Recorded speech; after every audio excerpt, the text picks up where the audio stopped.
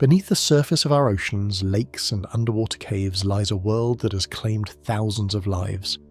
Not from shark attacks or drowning accidents, but from the unique and deadly challenges that only underwater environments can create. These aren't just recreational diving accidents. From experienced cave explorers with decades of training to world record holders pushing the limits of human endurance, to technical divers who knew every safety protocol, the underwater world doesn't discriminate. It can kill anyone, anywhere, at any time.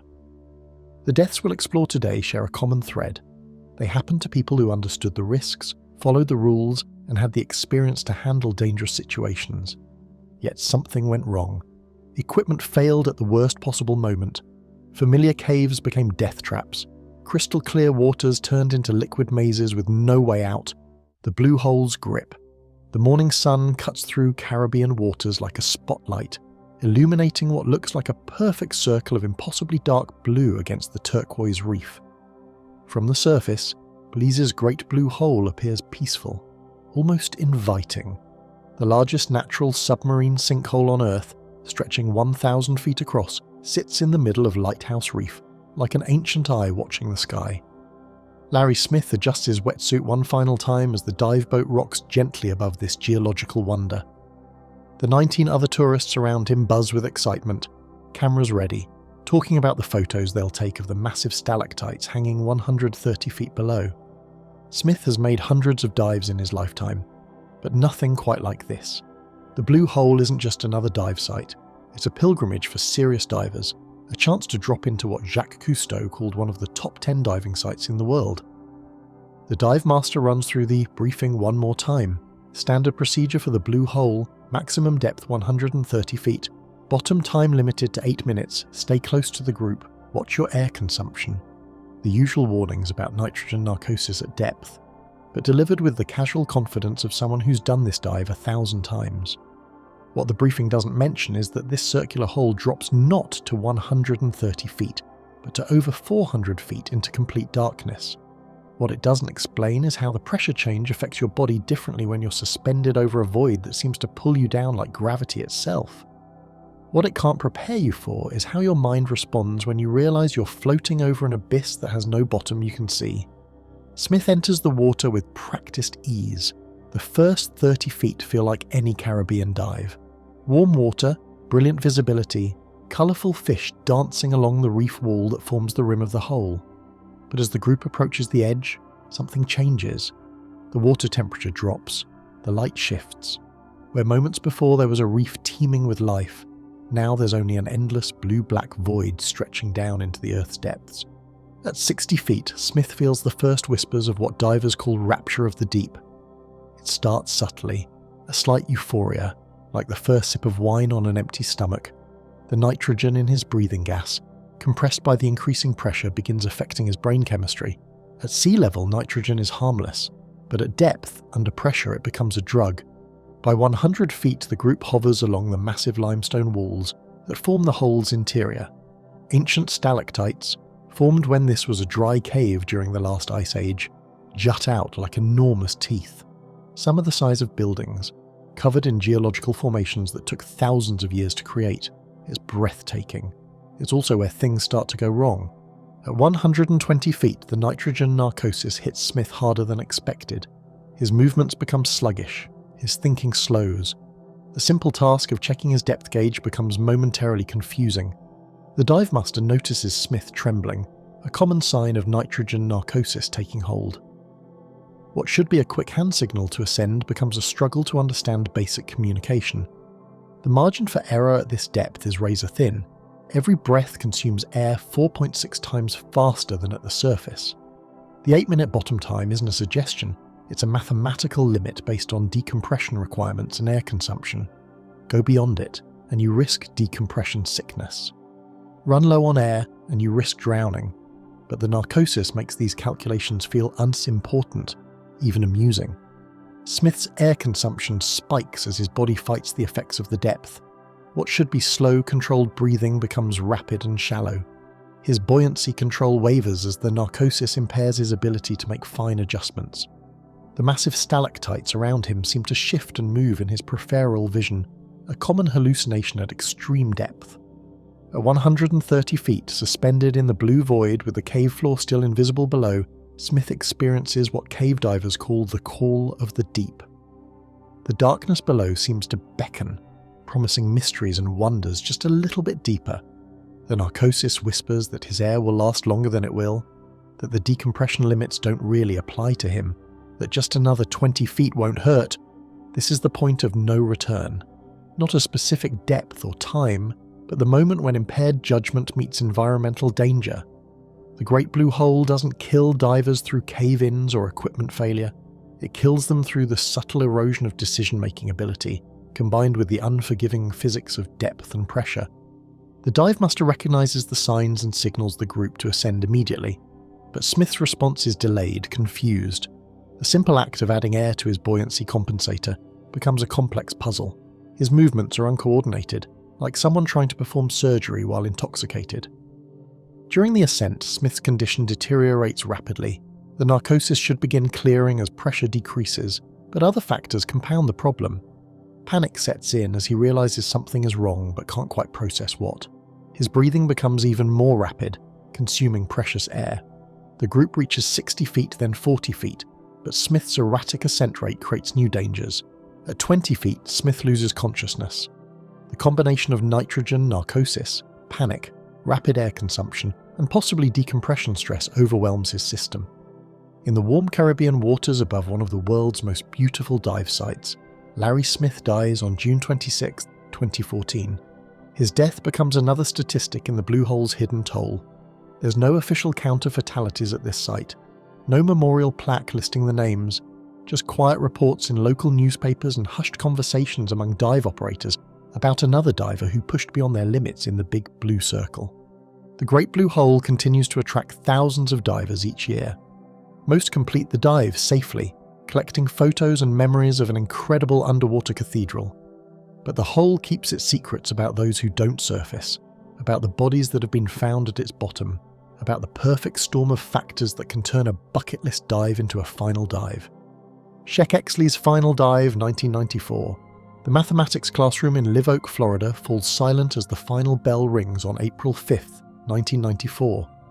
Sheck Exley erases equations from the chalkboard the same way he's done thousands of times before. His students have no idea that their teacher, this quiet man who explains algebra with infinite patience, holds more cave diving records than anyone alive. They don't know that tomorrow morning he'll attempt something that will either cement his legacy forever or end it. At 45 years old, Sheck Exley isn't just experienced. He's the man who wrote the book on cave diving safety, literally. His pamphlet, Basic Cave Diving, A Blueprint for Survival, sits in dive shops across America, a thin manual that has prevented more accidents than any single piece of diving literature ever written. The safety rules inside aren't theories. They're paid for in blood, written by a man who has seen cave diving evolve from a deadly hobby into a precise science.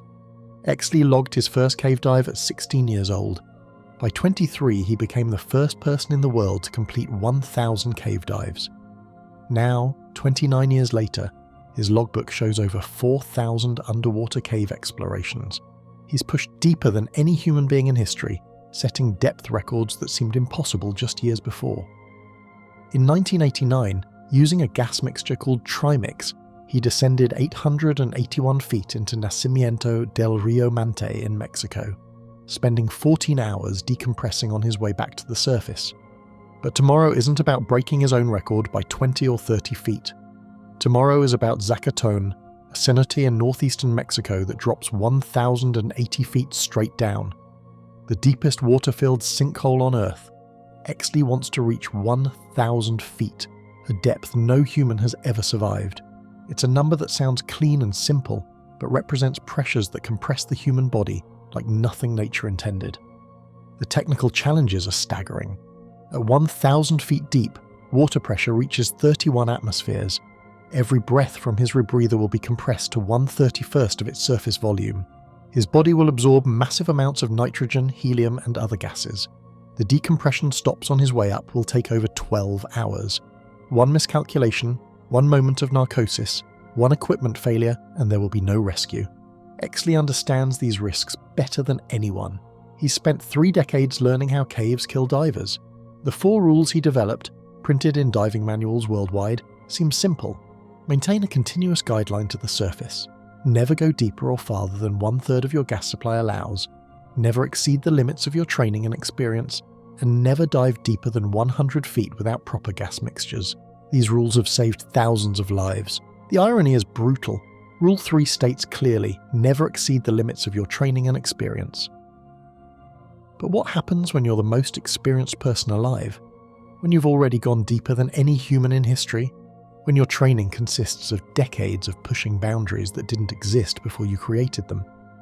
On the morning of April 6, 1994, Exley enters Zachaton alongside Jim Bowden, another deep diving pioneer. They descend 25 feet apart, following parallel lines into the blue-black void. Both men carry rebreathers, closed-circuit breathing systems that recycle exhaled gas.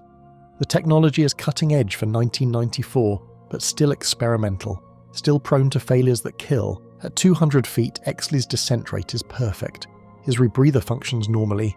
The walls of the cenote, formed by underground rivers millions of years ago, slide past in the crystal-clear water.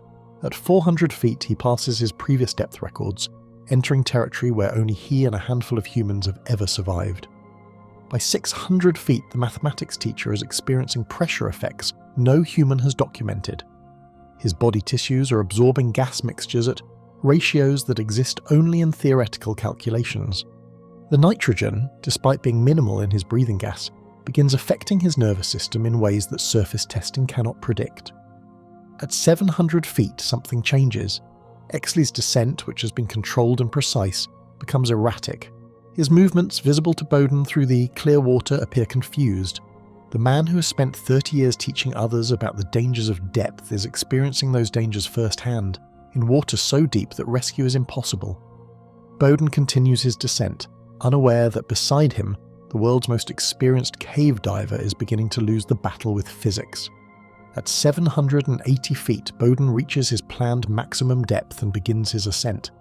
Exley continues down past 800 feet, past 850 feet, into pressures that compress his wetsuit until it provides no insulation, into darkness lit only by his dive lights. The last reliable depth reading from Exley's equipment shows 906 feet. At that depth, he loses consciousness. The man who wrote the safety rules, who spent decades teaching others about gas management and decompression theory, dies alone in the deepest part of Zachaton. His body, weighted by compressed equipment and the massive pressures, sinks to the bottom of the cenote. Jim Bowden surfaces after 12 hours of decompression, suffering decompression sickness but alive. Exley never surfaces. Recovery teams find his body days later, resting at 906 feet deep. His rebreather still functioning, his dive computer still recording data that will help explain what went wrong. The investigation reveals multiple factors.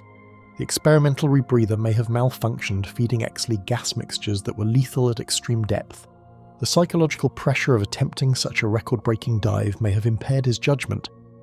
The physical effects of breathing gas at 31 times atmospheric pressure may have overwhelmed even his experienced physiology.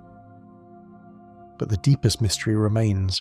How did the man who created cave diving safety rules die violating those very rules? How did 3 decades of experience become irrelevant in the space of a few minutes at extreme depth? Exley's death forces the cave diving community to confront an uncomfortable truth.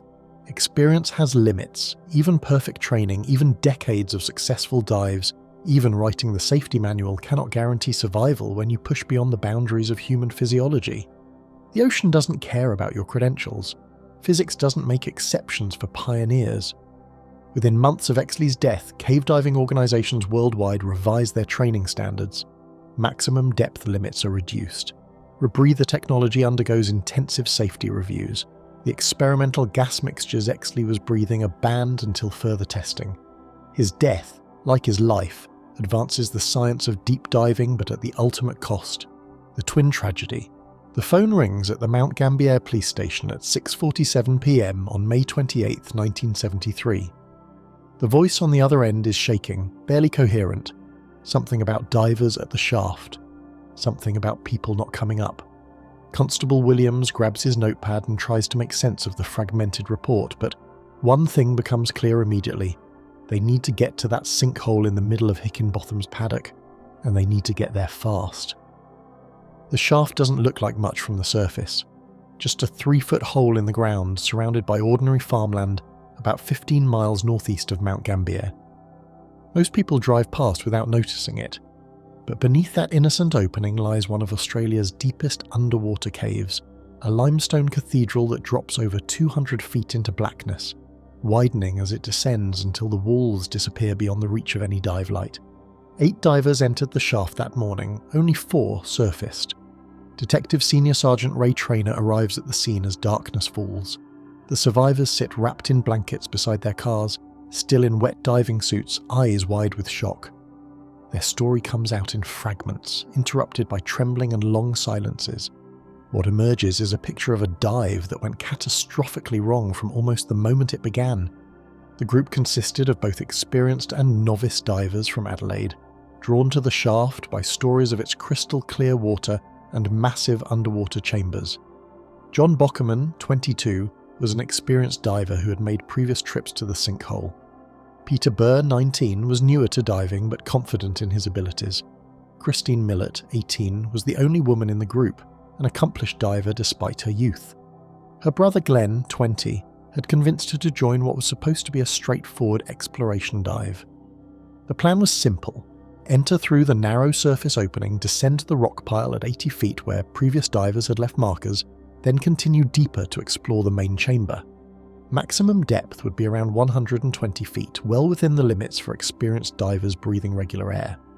Bottom time would be limited to avoid decompression requirements. Stay together, stay safe, stay within the group's collective experience level, but plans have a way of unravelling in the unforgiving environment of an underwater cave, especially when that cave drops deeper than anyone expects, and the crystal clear water makes distances impossible to judge accurately.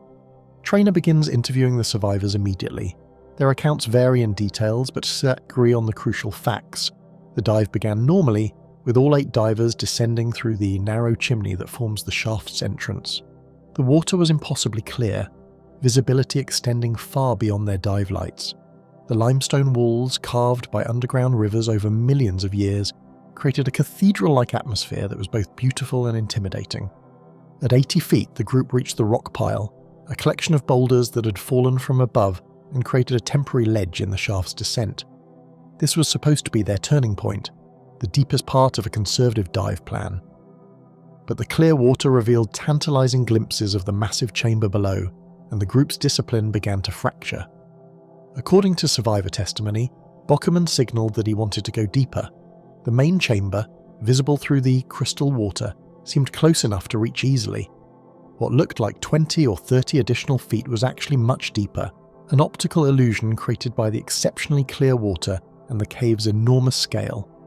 Christine Millett, despite being one of the most experienced divers in the group, followed Bockerman deeper into the shaft. Her brother Glenn went after her, unwilling to let his sister dive alone at such depth. Peter Burr, caught between staying with the group above and following his friends below, made the fatal decision to descend. The 4 survivors watched from the rock pile as their companions disappeared into the blue void below. Minutes passed, then more minutes. The return time came and went. Emergency procedures kicked in too late.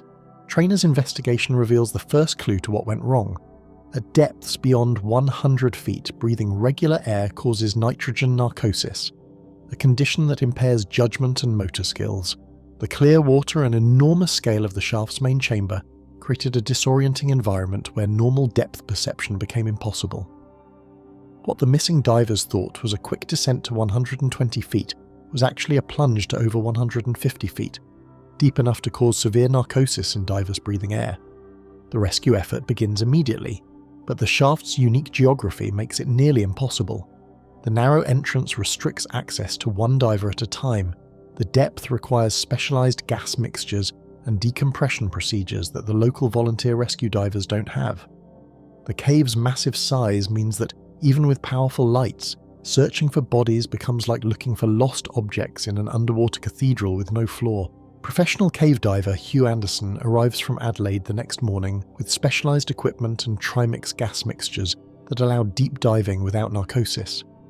His first descent reveals the true scale of the tragedy. At 120 feet, he finds evidence of the missing divers. A weight belt, dropped equipment, signs of a struggle with buoyancy control that suggests severe impairment. Anderson continues deeper, following the shaft's walls as they curve outward into the main chamber.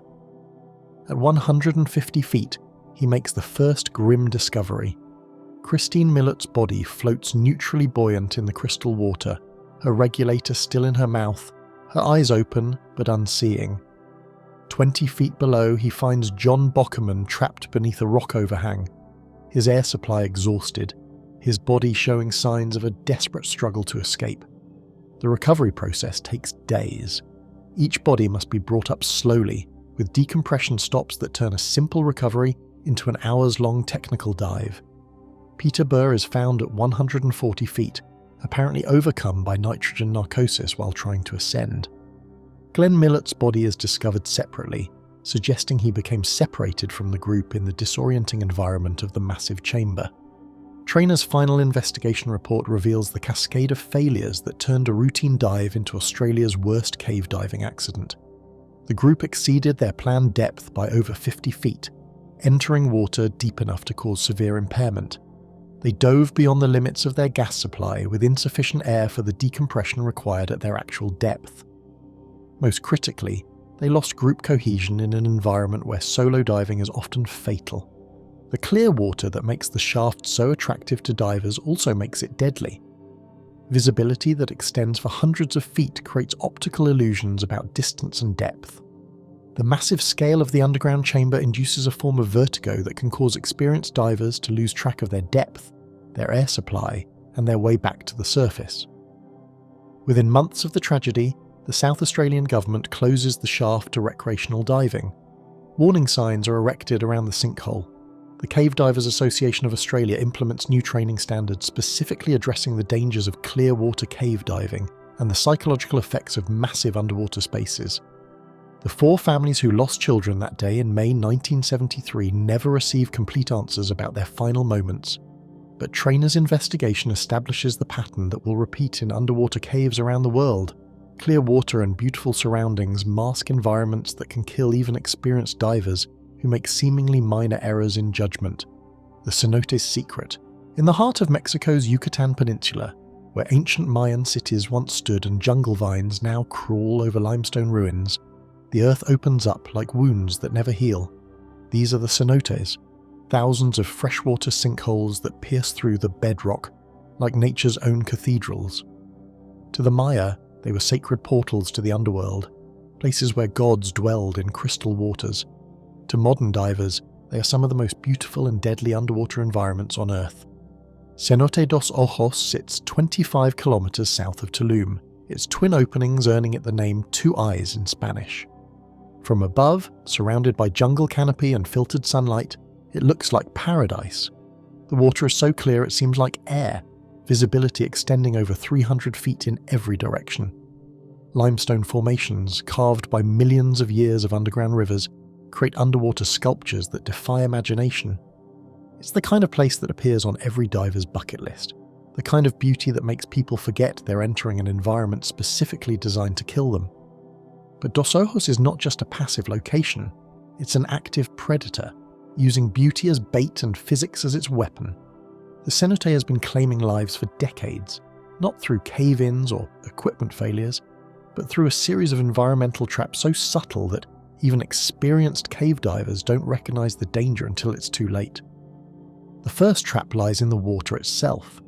What appears to be a single crystal clear pool is actually 2 distinct layers of water with different densities, temperatures, and chemical compositions. The top layer is fresh rainwater, filtered through limestone for thousands of years until it achieves gin-clear transparency. Below it sits heavier salt water that has seeped inland from the Caribbean Sea, dense with minerals dissolved from the ancient reef. Where these layers meet at roughly 30 meters depth, they create what divers call a halocline. This boundary layer acts like a liquid mirror, bending light in impossible ways and creating optical illusions that can disorient even veteran cave divers. Objects appear closer than they are, distances become impossible to judge, and the normal reference points that keep a diver oriented suddenly become unreliable. But the halocline is just the opening gambit in Dos Ojos' deadly game. As organic matter from the jungle above decomposes in the stagnant depths, it produces hydrogen sulfide gas. This toxic compound creates a dense yellowish cloud that hovers at the boundary between fresh and salt water, looking like an underwater river flowing through these cenotes. Divers call it beautiful, otherworldly, magical. They don't call it what it really is, a warning sign that they're entering an environment where the very water can kill them. The hydrogen sulfide cloud marks the beginning of Dos Ojos' most dangerous feature, the false passage system. Below the halocline, the cenotes' limestone walls are honeycombed with tunnels that branch and divide like the root system of some enormous underground tree. Many of these passages lead nowhere, ending in restrictions too narrow for a diver to pass through, or chambers with no exit to the surface. The crystal clear water makes these false tunnels appear inviting, well-lit pathways that seem to promise easy navigation back to safety. Cave diving protocols require divers to follow a continuous guideline from the entrance to any point they explore, ensuring a reliable path back to the surface. But Dos Ojos' false passages often contain old guidelines left by previous divers, creating a maze of ropes that can lead a confused diver deeper into the system rather than back to safety. The cenote turns the safety equipment against itself, using guidelines as lures rather than lifelines. Temperature becomes another weapon in the cenote's arsenal. The freshwater layer near the surface maintains a comfortable 25 degrees Celsius, warm enough for extended diving in a thin wetsuit, but the saltwater layer below the halocline drops to 10 degrees Celsius, cold enough to cause hypothermia in divers who aren't prepared for the temperature change. As core body temperature drops, decision-making ability deteriorates, reaction times slow, and the fine motor control needed for emergency procedures becomes compromised. The cenote's limestone walls add another layer of danger through a phenomenon called false floor. Decomposing organic matter creates a layer of sediment that hovers several meters above the actual bottom, supported by hydrogen sulfide gas. This false floor can support small fish and debris, creating the illusion of solid ground. Divers who disturb it suddenly find themselves in a cloud of toxic sediment that reduces visibility to zero while filling the water with poisonous gas. At 40 meters depth, Dos Ojos reveals its most insidious trap: nitrogen narcosis combined with the euphoria-inducing effects of hydrogen sulfide exposure. The combination creates a psychological state that experienced cave divers describe as rapture of the deep, amplified beyond normal limits. Divers report feeling invincible, convinced that they can navigate complex passages without following guidelines, certain that their air supply will last longer than physics allows. This altered mental state coincides with the cenote's most dangerous passages, the restrictions and false tunnels that branch off from the main cavern system. The clear water and beautiful formations beckon narcotic-impaired divers to explore just a little deeper, just around the next corner, just through that narrow passage that looks so inviting in the crystal clear water. When divers become lost in Dos Ojos' false passages, the cenote's final trap activates: psychological pressure. The crystal clear water that makes the cenote so beautiful also makes it psychologically oppressive. Divers can see for hundreds of feet in every direction, but that visibility becomes a curse when every direction looks the same, when every tunnel seems to lead toward salvation, but actually leads deeper into the maze. Panic sets in as air supplies dwindle and familiar landmarks fail to appear. The cenote's perfect visibility becomes a liability, showing divers exactly how far they are from safety, exactly how many wrong turns they've made, exactly how little air remains in their tanks. The clear water that promised easy navigation becomes a crystal clear window into their own mortality. Even today, Dos Ojos continues its patient hunt. Warning signs in multiple languages mark the entrance, explaining the dangers of cave diving without proper training and equipment. But the cenote's beauty remains its most powerful weapon, drawing divers who believe their experience in other environments has prepared them for this unique challenge. The crystal waters still flow between fresh and salt layers. The hydrogen sulfide cloud still hovers like an underwater river, and the false passages still branch into limestone darkness, waiting for the next diver to mistake beauty for safety, clarity for simplicity, and an underground paradise for anything other than what it really is: a perfectly evolved predator that has been hunting humans for generations. Eagle's Nest, the Everest of cave diving, There's a wooden sign at Eagle's Nest that stops most divers before they enter the water. Bold red letters on weathered wood. Stop. Prevent your death. Cave diving has killed 12 divers at this site since 1981. Below that, smaller text lists some of the victims by name and date. The sign isn't there to scare away tourists. It's there because Eagle's Nest, a limestone sinkhole in Florida's Jinny Springs, has earned a reputation as the most dangerous cave diving site in North America. October 15th, 2016. Patrick Peacock adjusts his rebreather one final time as he and Chris Rittenmeyer prepare for their descent into Eagle's Nest. Both men are experienced technical divers with hundreds of cave dives in their logbooks. They've explored this system before, mapping new passages and pushing the boundaries of what's been discovered in this underwater maze. Today's dive plan calls for exploring a section over 300 feet deep, following guidelines they set the day before. 40 years earlier, December 1st, 1981, Terry Collins and Jim Bentz enter the same waters with similar confidence. Collins is one of the few women pushing the boundaries of cave diving in the early 1980s, a pioneer in a male-dominated sport that demands absolute precision and nerves of steel. Their plan is more modest than modern expeditions, but no less dangerous. The cave diving community is still learning the rules that will later save thousands of lives. What connects these incidents, separated by decades and different equipment, is Eagle's Nest itself. This isn't just another underwater cave, it's a vertical shaft that drops 300 feet straight down before opening into a massive chamber system that extends over 1,200 feet horizontally. The water is gin clear, offering visibility that makes depths seem closer than they are, but that clarity masks an environment specifically designed to kill cave divers through a combination of depth, distance, and disorientation. At 2 p.m. on that October afternoon in 2016, Peacock and Rittenmeyer slip beneath the surface. Their rebreathers are functioning perfectly, sophisticated closed-circuit systems that recycle their exhaled breath and can support dives lasting many hours. The technology represents 35 years of advancement since Collins and Bentz made their fatal dive with simple scuba tanks and air mixtures. In 1981, Collins and Bentz descend using compressed air, which becomes toxic at depths beyond 150 feet. Their equipment is primitive by modern standards, but their courage is identical to the divers who would follow them. At 100 feet deep, they are already breathing gas that would impair judgment in an emergency. At 200 feet, nitrogen narcosis makes complex problem-solving nearly impossible. The patterns emerge immediately. Both diving teams follow the same route through Eagle's Nest's main chamber, past the restriction at 120 feet that separates recreational divers from technical cave divers.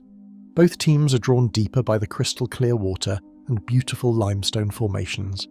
Both teams push beyond their planned turnaround points, seduced by the cave's deceptive visibility and the promise of unexplored passages just a little bit farther.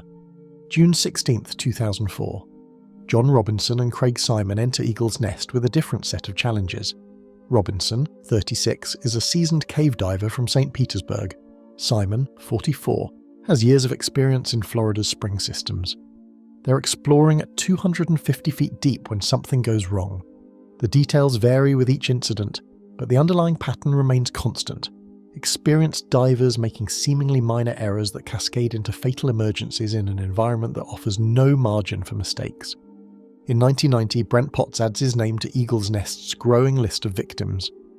Like the others, he's experienced, properly trained, and diving with appropriate equipment for the era. The cave doesn't discriminate based on experience level or equipment sophistication. It kills through the accumulated stress of depth, distance, and the psychological pressure of diving in an environment where rescue is nearly impossible. The investigation reports from each incident reveal identical contributing factors. Depth causes nitrogen narcosis or gas toxicity, impairing judgment at critical moments.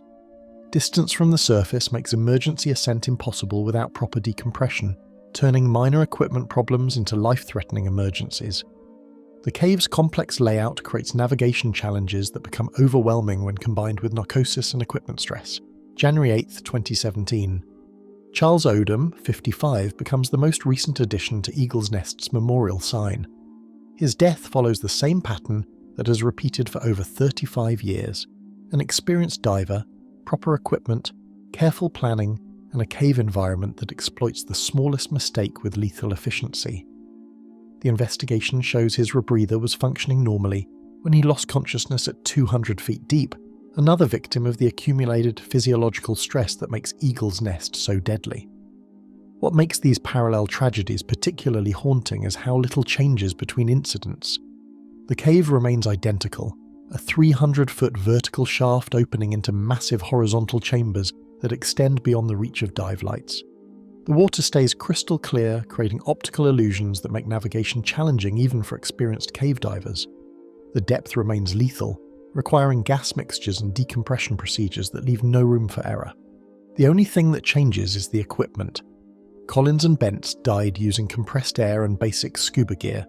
Peacock and Rittenmeyer died using state-of-the-art rebreathers and trimix gas blends. Simon and Robinson had modern mixed gas systems. Odom used a closed-circuit rebreather. Technology advances, but the cave's ability to kill remains constant. The patterns extend beyond individual incidents to reveal Eagle's Nest's systematic approach to claiming victims.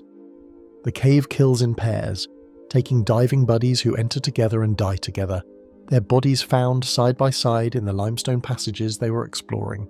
It kills across decades, maintaining a steady pace of roughly one death every 2 to 3 years. It kills regardless of experience, training, or equipment, treating cave diving instructors and beginners with equal lethality. Most tellingly, Eagle's Nest kills through the same mechanism in every incident: the accumulation of small stresses that individually would be manageable but together become overwhelming. Depth stress, distance stress, navigation stress, equipment stress, and time stress combine into a perfect storm that defeats even the most experienced divers. The memorial sign at Eagle's Nest entrance now lists 13 names, with space for more.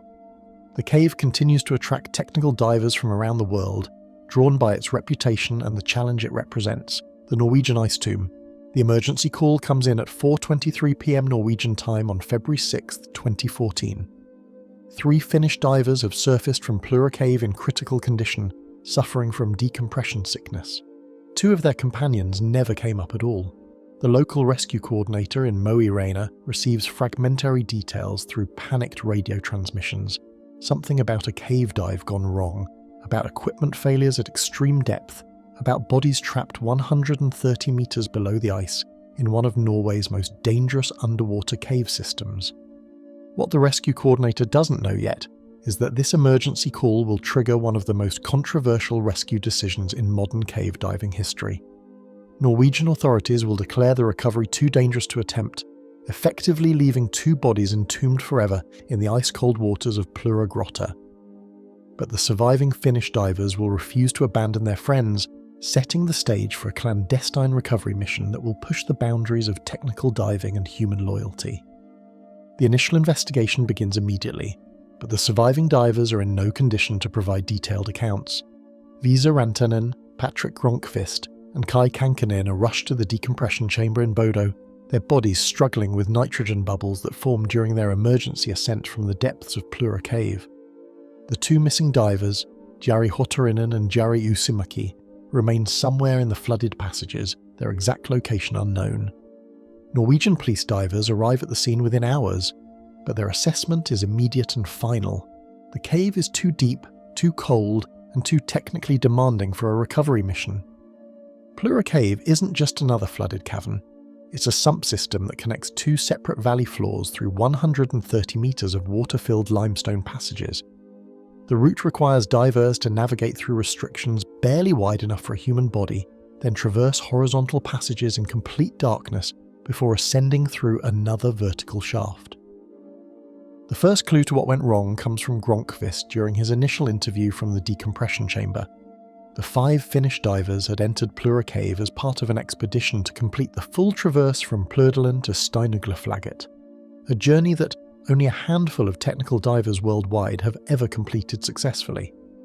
They were using closed-circuit rebreathers, sophisticated equipment that allows for extended bottom times at extreme depths, but is prone to catastrophic failures that can kill without warning. As the investigation team pieces together the timeline, a clearer picture emerges of the dive that went fatally wrong. The 5 divers entered the water at 11:30 a.m., cutting through 1/2 metre of ice to access the sump entrance. The plan called for a systematic traverse, with Grönqvist leading, followed by Huotarinen, Uusimäki, Kankkunen and Rantanen bringing up the rear. Maximum depth would be 130 metres, with bottom time extended by their rebreather systems, but limited by the cold water and decompression requirements. The second clue comes from analysis of the dive computers recovered from the surviving divers. Data shows the team reached maximum depth without incident, successfully navigating the deepest sections of the cave system. But somewhere in the horizontal passages, the group became separated. Grönqvist, swimming in the lid position, lost contact with Huotarinen and Uusimäki. By the time he realised they were missing, the decompression requirements meant he couldn't turn back without risking his own life. Cave diving protocols are clear in such situations. Never leave a buddy behind, but never risk additional lives in rescue attempts that have little chance of success. Grönqvist faced an impossible choice in the darkness 130 metres below the Norwegian ice: abandon his friends or risk turning the tragedy into a mass casualty event. The investigation reveals the third clue when Norwegian authorities examine the cave's layout in detail. Plura Cave contains several false passages and restrictions that can trap even experienced divers. The horizontal sections, carved by underground rivers over millions of years, create a maze of passages where navigation becomes critical to survival. In zero visibility conditions, which can occur when sediment is disturbed, even experienced cave divers can become disoriented and lost. But the most telling clue comes from the equipment analysis. Both missing divers were using the same model of rebreather, sophisticated closed-circuit systems that can sustain life for many hours underwater, but require constant monitoring and adjustment. If the rebreather fails to scrub carbon dioxide from the breathing loop, unconsciousness occurs within minutes. If it fails to maintain proper gas mixtures at depth, the diver can experience oxygen toxicity or hypoxia without warning. 6 weeks pass with the bodies of Huotarinen and Uusimäki still trapped in Plura Cave. Norwegian authorities maintain their position that recovery is impossible, but the surviving Finnish divers refuse to accept this conclusion. In March 2014, they return to Norway with a plan that borders on suicide. They will attempt the recovery themselves, without official permission, using techniques and equipment that push the absolute limits of technical diving. The clandestine recovery mission reveals the final pieces of the puzzle. Led by Sami Pakarinen, with Grönqvist and Kankkunen returning to the cave that nearly killed them, the Finnish team discovers both bodies in a side passage at 130 metres depth. Huotarinen appears to have become entangled in his own guideline while attempting to navigate in zero visibility. Uusimäki died trying to rescue his friend, both men succumbing to the lethal combination of equipment stress, environmental challenges, and the unforgiving physics of extreme depth diving. The recovery mission succeeds, but at enormous cost. The divers spend over 27 hours in the water across multiple dives, pushing decompression limits to their absolute maximum. They surface with severe decompression sickness, requiring immediate medical treatment, but they surface with their friends. The investigation's final report identifies the cascade of failures that turned a routine traverse into a double fatality. Equipment problems at extreme depth, combined with poor visibility and navigation challenges, created a scenario where even minor mistakes became fatal. The cave's configuration, with its restrictions and false passages, trapped the divers in an environment where rescue was impossible, and escape required perfect execution under impossible conditions. Norwegian authorities changed their cave diving regulations following the incident, implementing new restrictions on technical diving in extreme environments. The Finnish diving community establishes new protocols for rebreather diving in overhead environments. But perhaps most significantly, the incident demonstrates that even experienced technical divers operating with the most advanced equipment can be defeated by the combination of depth, cold, and an unforgiving cave environment that offers no second chances for mistakes. Jacob's Well, the Siren's Call. Tucked away in the rolling hills of central Texas, 30 miles southwest of Austin, lies a perfect circle of crystal clear water that emerges from limestone bedrock like nature's own swimming pool. Jacob's Well in Wimberley looks innocuous from above, a spring-fed oasis surrounded by cypress trees and limestone bluffs. Families picnic on its banks, children splash in the shallow areas. local swimmers have jumped from the surrounding rocks for generations. But beneath this postcard-perfect surface lurks one of the most deceptively dangerous cave systems in North America. Jacob's Well isn't content to simply exist as a beautiful swimming hole. It actively hunts, using its pristine appearance to lure divers into an underwater maze specifically designed to trap and kill them. The spring appears to be only 23 feet deep, ending in what looks like a sandy bottom dotted with small rocks. But this is the well's first lie, its opening gambit in a deadly game of deception that has claimed at least 12 lives since the 1960s. The apparent bottom is actually an optical illusion created by crystal clear spring water that has been filtered through limestone for thousands of years. What looks like a shallow pool with solid footing is actually the entrance to a 4-chamber cave system that drops over 120 feet into complete darkness, extending horizontally for thousands of feet through passages that become progressively more dangerous and disorienting. The first chamber, beginning at that deceptive 23-foot mark, seems welcoming enough. The water remains clear, sunlight still filters down from above, and the limestone walls are decorated with small fish and aquatic plants. Many recreational divers stop here, satisfied with their glimpse into Jacob's Well's depths. But the chamber's gentle appearance masks the beginning of the well's systematic assault on human psychology and physiology. Water temperature drops 10 degrees between the surface and the first chamber, from the warm, spring-fed shallows to the constant 68-degree temperature of the deep limestone aquifer. This thermal shock affects breathing rates and energy consumption, subtle changes that become critical as divers venture deeper into the system. The well uses temperature as its first weapon, weakening divers before they encounter the real dangers below.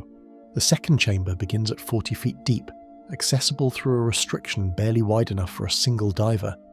Here, Jacob's Well reveals its true nature. Visibility drops as the limestone walls close in, creating a confining environment where normal scuba techniques become inadequate. The chamber extends roughly 200 feet horizontally, but its configuration creates a maze of false passages and dead ends that disorient even experienced cave divers. But the second chamber's most insidious feature is what divers call the false chimney, a vertical shaft that appears to lead upward toward the surface. Located along the western wall about 8 feet below the chamber ceiling, this opening creates the illusion of an escape route, a shortcut back to safety and sunlight. The shaft rises approximately 15 feet before narrowing to a restriction too small for human passage, creating a perfect trap for panicked divers who believe they've found salvation. In November 1983, Southwest Texas State University student Richard Patton became the false chimney's most famous victim. Diving with a companion in the second chamber, Patton apparently became disoriented and swam up into the shaft, believing he had found the way to the surface. The narrow walls trapped him like a cork in a bottle, too confined to turn around, too restricted to continue upward. His body was never recovered, sealed forever in the limestone tomb he mistook for salvation. The third chamber, accessible through a narrow passage at 80 feet deep, represents Jacob's Well's escalation from dangerous to deadly. The floor consists of unstable gravel and silt that creates instant zero visibility when disturbed. Divers must maintain perfect buoyancy control while navigating through rooms filled with loose sediment that can bury equipment and obscure exit routes within seconds. The chamber's configuration deliberately encourages mistakes. The ceiling height varies unpredictably, forcing divers to constantly adjust their depth while avoiding stirring the sediment below. Multiple false passages branch off from the main chamber, each appearing to offer a route to the fourth chamber but actually leading to dead ends where trapped divers consume their air supply while attempting to back out through restrictions barely wider than their bodies. The fourth chamber, beginning at 120 feet deep, is Jacob's Well's final killing ground. Accessible only through a passage so narrow that divers must remove their scuba tanks and push them ahead of them, this chamber contains the deepest explored sections of the cave system. The walls are honeycombed with passages that extend for thousands of feet through limestone formations, creating a three-dimensional maze where navigation becomes impossible without perfect guideline discipline. On February 26, 1984, the fourth chamber claimed its most documented victims when Kent Maupin, 22, and Mark Brashier, 18, both from Pasadena, entered the chamber and never returned. Their bodies remained somewhere in the deep limestone passages, despite recovery attempts that claimed additional lives. The fourth chamber had become a tomb that refused to release its dead. Jacob's Well's killing mechanism operates through the gradual accumulation of stress factors that individually seem manageable but collectively become overwhelming. Cold water increases air consumption while reducing manual dexterity. Narrow passages create anxiety while limiting emergency response options. Poor visibility eliminates normal navigation references while creating claustrophobic conditions. Deep depth requires decompression stops that prevent rapid emergency ascent. Most insidiously, the well uses its own beauty against divers. The crystal clear water in the upper chambers creates a false sense of security, encouraging divers to venture deeper than their training and equipment allow. The limestone formations are genuinely beautiful, worthy of the photography that draws many divers to the site. But this beauty becomes a distraction, causing divers to focus on sightseeing rather than safety protocols. The well's four-chamber system creates a psychological progression that mirrors addiction. The first chamber provides enough beauty and excitement to create desire for more. The second chamber offers additional thrills while introducing manageable risks. The third chamber escalates both beauty and danger to levels that create adrenaline addiction. The fourth chamber provides the ultimate challenge, one that has proven fatal for every diver who has attempted it without perfect training equipment and conditions. Today, Jacob's Well continues its patient hunt from beneath the cypress trees of central Texas. The fourth chamber remains sealed by local authorities, barred by metal grates that have themselves become part of the underwater landscape. Warning signs in multiple languages mark the spring's entrance, the pioneer's end. Beneath the suburban streets of Melbourne, Australia, inside a converted garage workshop lined with diving equipment and underwater cameras, Agnes Milauka reviews her dive plan for the final time. The date is February 26, 2011, and tomorrow she'll make her last descent into Tank Cave, the massive limestone system near Mount Gambier that holds the distinction of being Australia's longest underwater cave. At 29 years old, Milauka represents everything the technical diving community considers the gold standard. Impeccable credentials, thousands of hours of underground experience, and a methodical approach to exploration that has kept her alive through a decade of pushing boundaries in the world's most dangerous underwater environments. The walls around her are covered with certificates that read like a catalogue of diving excellence. Technical Diving International Advanced Trimix Instructor, Cave Diving Instructor Trainer, Rebreather Instructor on multiple systems, Maritime Archaeology credentials from Flinders University, Photography awards from National Geographic projects. But perhaps most impressively, she holds instructor ratings in disciplines that most divers never attempt: technical side mount cave diving, advanced decompression procedures, and mixed gas rebreather operations in overhead environments. Milauka's logbook tells the story of a diver who has systematically conquered every challenge the underwater world offers. Over 2,000 logged dives across 6 continents, including some of the deepest cave penetrations ever completed by an Australian diver. She's explored the blue holes of the Bahamas with National Geographic teams, served as a technical diving consultant for James Cameron's film Sanctum, and documented previously unknown cave systems throughout Australia and the Pacific. Her approach to cave diving represents textbook perfection: meticulous planning, redundant safety systems, conservative gas management, and strict adherence to established protocols. She's the instructor that other instructors call when they need advanced training. The photographer that documentary producers hire when they need someone who can capture impossible images in lethal environments. The explorer that cave diving organizations send when they need someone to survey and map new underground systems. But Tank Cave, where she'll dive tomorrow, represents a different kind of challenge.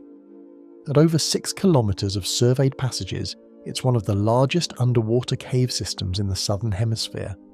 The water temperature hovers around 12 degrees Celsius year-round, requiring full dry suit protection and heating systems for extended exposure. The cave's configuration includes restrictions so narrow that divers must remove their tanks and push them ahead, followed by chambers so large that powerful lights disappear into black void without illuminating the far walls. On February 27, 2011, Milauka enters Tank Cave with 2 other experienced cave divers, following established protocols for exploration diving in extreme environments. Her equipment represents the pinnacle of technical diving technology, a closed-circuit rebreather that can support dives lasting many hours, backup gas supplies calculated for the deepest sections of the cave system, and specialised cameras designed to function in the crushing cold of underground limestone chambers.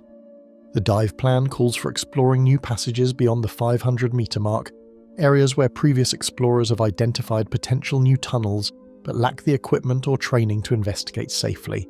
For a diver of Maloka's calibre, it's routine work, the kind of methodical exploration that has advanced cave diving knowledge for decades. At approximately 400 metres penetration into the cave system, Maloka identifies a narrow restriction that appears to lead toward unexplored sections.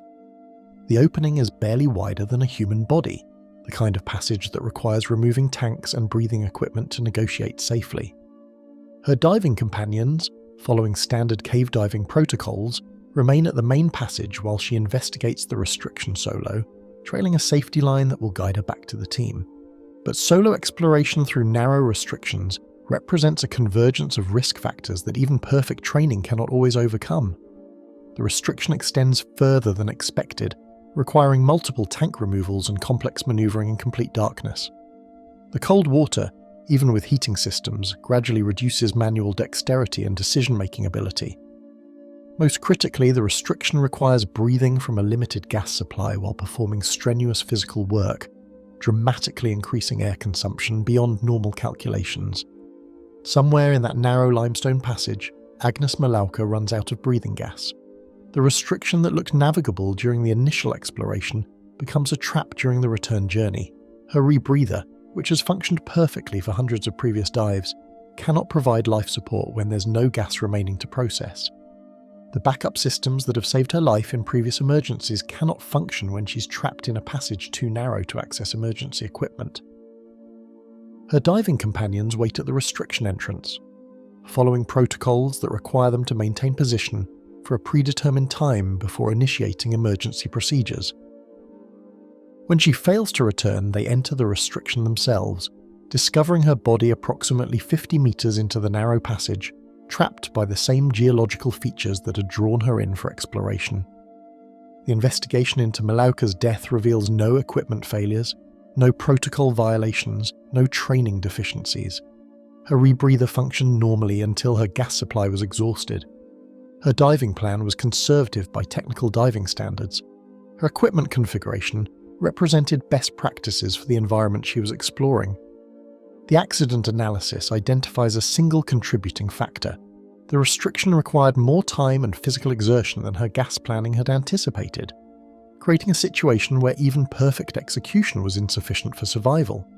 The technical diving community struggles to process how their most experienced practitioners can die following established procedures with functioning equipment. Malauka's death forces a fundamental reassessment of solo exploration protocols in extreme cave environments. Training agencies revise their standards for restriction diving, implementing more conservative gas planning requirements and mandatory bailout procedures for narrow passage exploration. Equipment manufacturers redesign bailout systems specifically for restriction diving, creating compact emergency gas supplies that can be accessed in passages too narrow for normal tank manipulation. Cave diving organisations establish new guidelines for exploration diving, requiring multiple backup divers for any penetration beyond established limits. Most significantly, the accident leads to widespread adoption of continuous gas monitoring systems that alert divers to consumption rates before critical supply levels are reached. The technology exists largely because Agnes Malauka's death demonstrated that even the most experienced technical divers cannot rely on intuition to manage life support in extreme environments. The Shipwreck Reaper, the charter boat seeker, cuts through North Atlantic swells 40 miles southeast of Nantucket, carrying 12 technical divers on what many consider the most dangerous recreational diving trip in North America. Captain Dan Crowell has made this journey hundreds of times over the past 2 decades, ferrying divers to the wreck of the SS Andrea Doria, the Italian luxury liner that sank in 1956 after colliding with the Swedish ship Stockholm. Today is July 11th, 1999, and among the divers preparing their equipment on deck is Christopher Murley, a 44-year-old technical diving instructor from Cincinnati, making his 3rd attempt to explore what divers call the Mount Everest of wreck diving. Murley meticulously checks his equipment one final time as the seeker approaches the GPS coordinates where the Andrea Doria lies 240 feet below the surface. His gear represents the pinnacle of technical diving technology: mixed gas breathing systems to prevent nitrogen narcosis, redundant air supplies for the long decompression required at such depth, and specialized lights powerful enough to penetrate the wreck's dark interior corridors. He spent months planning this dive, studying the ship's blueprints and consulting with other technical divers who have successfully navigated the wreck's maze-like passages. But the Andrea Doria isn't just another shipwreck. At nearly 700 feet long and lying on her starboard side in 240 feet of water, she presents challenges that have killed more divers than any other wreck site in the world. The depth alone requires breathing gas mixtures beyond normal recreational limits, turning every dive into a technical expedition requiring hours of decompression. The wreck's deteriorating structure creates a constantly changing maze of collapsed decks, twisted steel and debris fields that trap divers who lose their way in the darkness. As Murley enters the 52-degree water, the North Atlantic immediately begins its assault on his body and equipment. The cold water increases his breathing rate while his dry suit struggles to maintain thermal protection at depth. His mixed gas breathing system, calibrated for the planned depth, must function perfectly throughout the dive, as any equipment failure at 240 feet depth leaves him with limited options for emergency ascent. The descent through the dark water column reveals the Andrea Doria's massive presence gradually, like a steel mountain emerging from fog. The ship's hull, once gleaming white with elegant lines befitting an Italian luxury liner, now appears as a rust-covered wall extending beyond the reach of his powerful dive lights. At 200 feet deep, the wreck's true scale becomes apparent: a 700-foot-long monument to both human engineering and the ocean's power to claim even the most advanced vessels. At 240 feet, Murley reaches the wreck's upper decks, now facing sideways due to the ship's position, lying on her starboard side. The familiar landmarks that technical divers use for navigation appear different from his previous visits, as the wreck continues its slow collapse into the ocean floor. Corridors that were passable during his last dive 2 years ago are now blocked by fallen debris. New openings have appeared where the ship's superstructure has surrendered to decades of saltwater corrosion and winter storm action. The Andrea Doria's interior presents a disorienting three-dimensional maze where normal navigation techniques become inadequate. Corridors that once carried passengers between luxurious staterooms now twist at impossible angles, their walls covered with marine growth that obscures familiar reference points. The ship's elegant ballrooms and dining halls have become caverns filled with debris, their original purpose recognizable only to divers who have studied the vessel's history and blueprints extensively. Nitrogen narcosis begins affecting Murley's judgment despite his mixed gas breathing system. At 240 feet deep, even small amounts of nitrogen create subtle impairment that makes complex decision-making difficult. The wreck's confusing layout becomes more challenging to navigate as his mental processing slows. Tasks that would be routine at shallow depths now require concentration and effort that consume both mental energy and breathing gas at accelerated rates. The cold water gradually penetrates his thermal protection, reducing manual dexterity while his core body temperature begins dropping. His regulator, designed to function in cold water conditions, occasionally free-flows as the metal components contract in the near-freezing temperature. Each equipment malfunction requires immediate attention, while he navigates through the wreck's interior, dividing his concentration between exploration and survival. At 30 minutes into the dive, Murley realizes he has consumed more breathing gas than planned. The combination of cold water, physical exertion, and stress has increased his air consumption beyond the conservative calculations that govern technical diving at such depths. His remaining gas supply is sufficient for a controlled ascent and decompression, but any delay or complication will create a life-threatening emergency with no realistic rescue options. During his ascent through the wreck's twisted superstructure, Murley encounters a snagging hazard that briefly traps his equipment against a collapsed deck beam. The few minutes required to free himself consume critical breathing gas, while his body continues absorbing nitrogen that will require extended decompression stops. The mathematical precision required for safe deep diving begins working against him as small delays accumulate into major problems. At 100 feet deep during his decompression stops, Murley's thermal protection fails completely. Hypothermia sets in as his core body temperature drops to dangerous levels, affecting his cardiovascular system and cognitive function. The decompression stops that are mandatory for safe ascent become endurance tests in near-freezing water, with his body fighting both the effects of absorbed nitrogen and progressive heat loss. Murley surfaces after 90 minutes underwater, completing the required decompression but in severe physiological distress. The combination of cold water exposure, decompression stress and physical exhaustion has pushed his cardiovascular system beyond its limits. Despite being assisted by the Seeker's experienced crew, he suffers a massive heart attack on the surface and drowns before emergency medical procedures can save his life. The investigation into Murley's death reveals the Andrea Doria's systematic approach to killing technical divers. The wreck doesn't rely on single catastrophic failures, but instead uses the accumulated stress of multiple environmental factors that individually are manageable but together become overwhelming. Cold water, extreme depth, equipment stress, navigation challenges, and physiological demands combine into a perfect storm that defeats even experienced technical divers using appropriate equipment and conservative diving practices. Within months of Murley's death, technical diving organizations worldwide revised their standards for extreme depth wreck diving, implementing more conservative gas planning requirements and mandatory thermal protection protocols. Bushman's void. In the remote Northern Cape province of South Africa, 2 hours north of Kimberley along dusty gravel roads that wind through barren bushveld, sits a hole in the ground that appears utterly unremarkable from the surface. Locals call it Bushman's Bushman's Hole, and most drive past without a second glance at what looks like just another farm dam in one of the world's most desolate landscapes. But beneath that ordinary circular pool of dark water lies the third deepest freshwater cave on Earth, a vertical shaft that plunges 886 feet straight down into limestone bedrock, creating an environment so hostile to human life that it has become known among technical divers as the Widowmaker.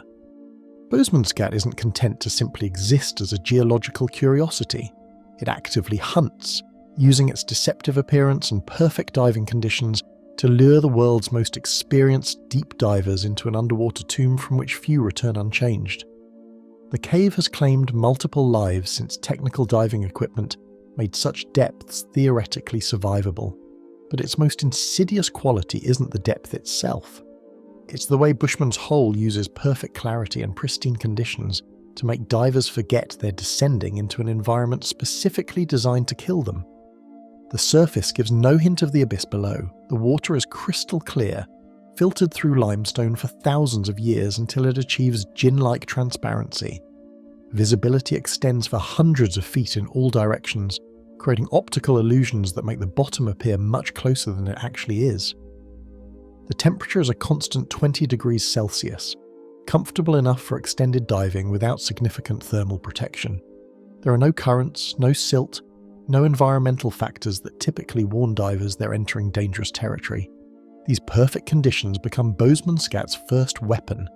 The clear water makes depth perception impossible, causing divers to descend far deeper than intended before realizing their mistake.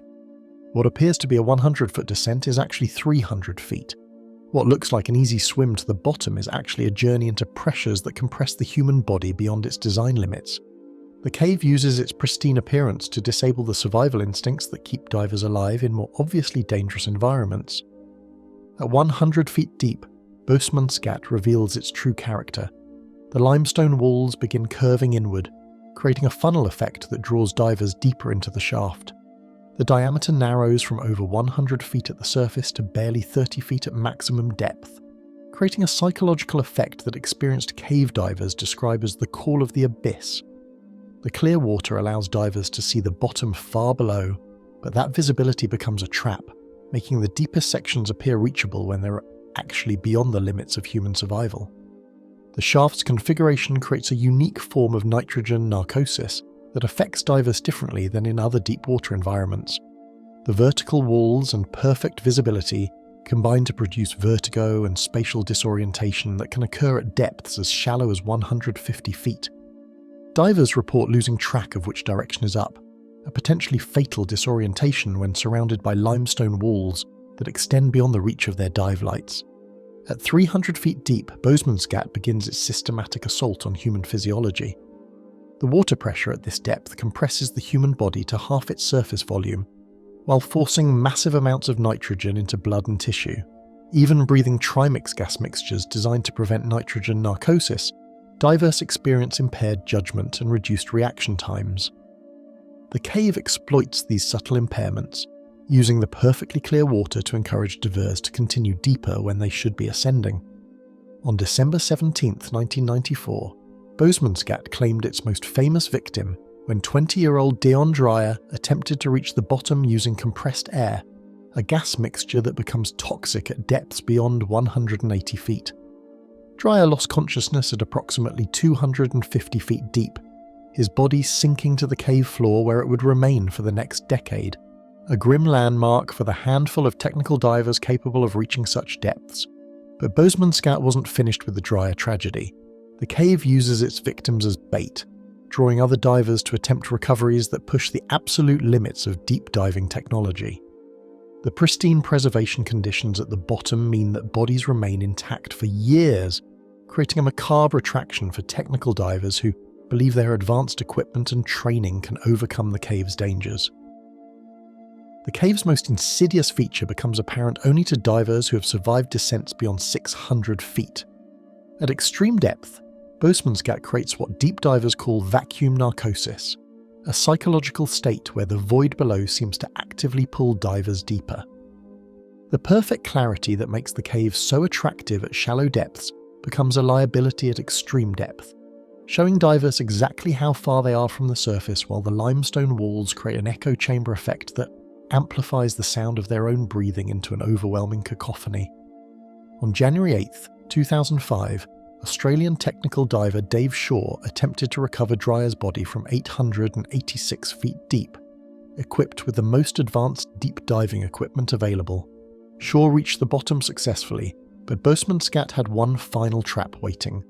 As he attempted to manipulate Dreyer's remains, his equipment became entangled with the body bag, trapping him in the same location where Dreyer had died a decade earlier.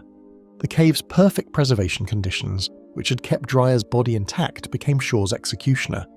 The body bag, designed to make the recovery possible, became a web that trapped Shaw's diving equipment and prevented his emergency ascent. Shaw died at the bottom of Bushman's Gat, his death captured on video equipment that documented his final moments in the crystal clear water that had lured him to his death. The footage Shaw's camera recorded reveals Bushman's Gat's final secret. The cave floor is littered with the remains of previous attempts to reach the bottom. Equipment, weights and debris from decades of deep diving attempts create an underwater graveyard where each failure adds to the obstacles facing future divers. The cave uses its own victims as weapons, turning recovery attempts into additional traps for the next generation of technical divers. Today, Bushman's Gat continues its patient hunt from the remote bushveld of South Africa. The surface remains deceptively calm, crystal clear water reflecting the endless African sky. Warning signs mark the entrance in multiple languages, but the cave's greatest weapon remains unchanged. Perfect diving conditions that mask an environment specifically evolved to kill the humans who dare to explore its depths. The Cathedral's price, something about caves, calls to us. Not just any caves, but the ones that dare us to descend into their watery depths. The ones with names that sound like prayers or promises. Cathedral Cave. The name itself suggests sanctuary, a place of peace beneath the earth. But in the world of cave diving, beauty and death often share the same address. In the early morning light of February 27, 2011, Agnes Meloka prepares her equipment at Tank Cave, near Mount Gambier in South Australia. At 29, she's already a legend in technical diving circles. Her hands move with the precision of someone who has done this 1,000 times before. Triple check the rebreather, test the backup systems, run through the dive plan one more time. She's diving solo today, pushing into virgin territory where no human has ever been.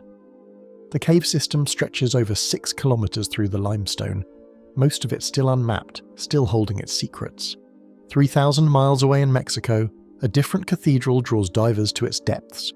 The cenotes of the Yucatan Peninsula have claimed their share of lives, but Cathedral Cave in the Dos Ojos system presents a particularly deadly puzzle.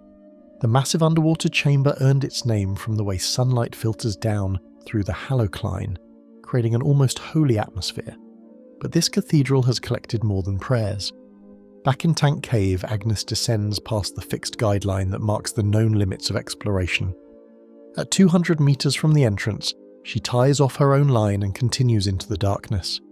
Her lights pierce water so clear it seems like flying through space.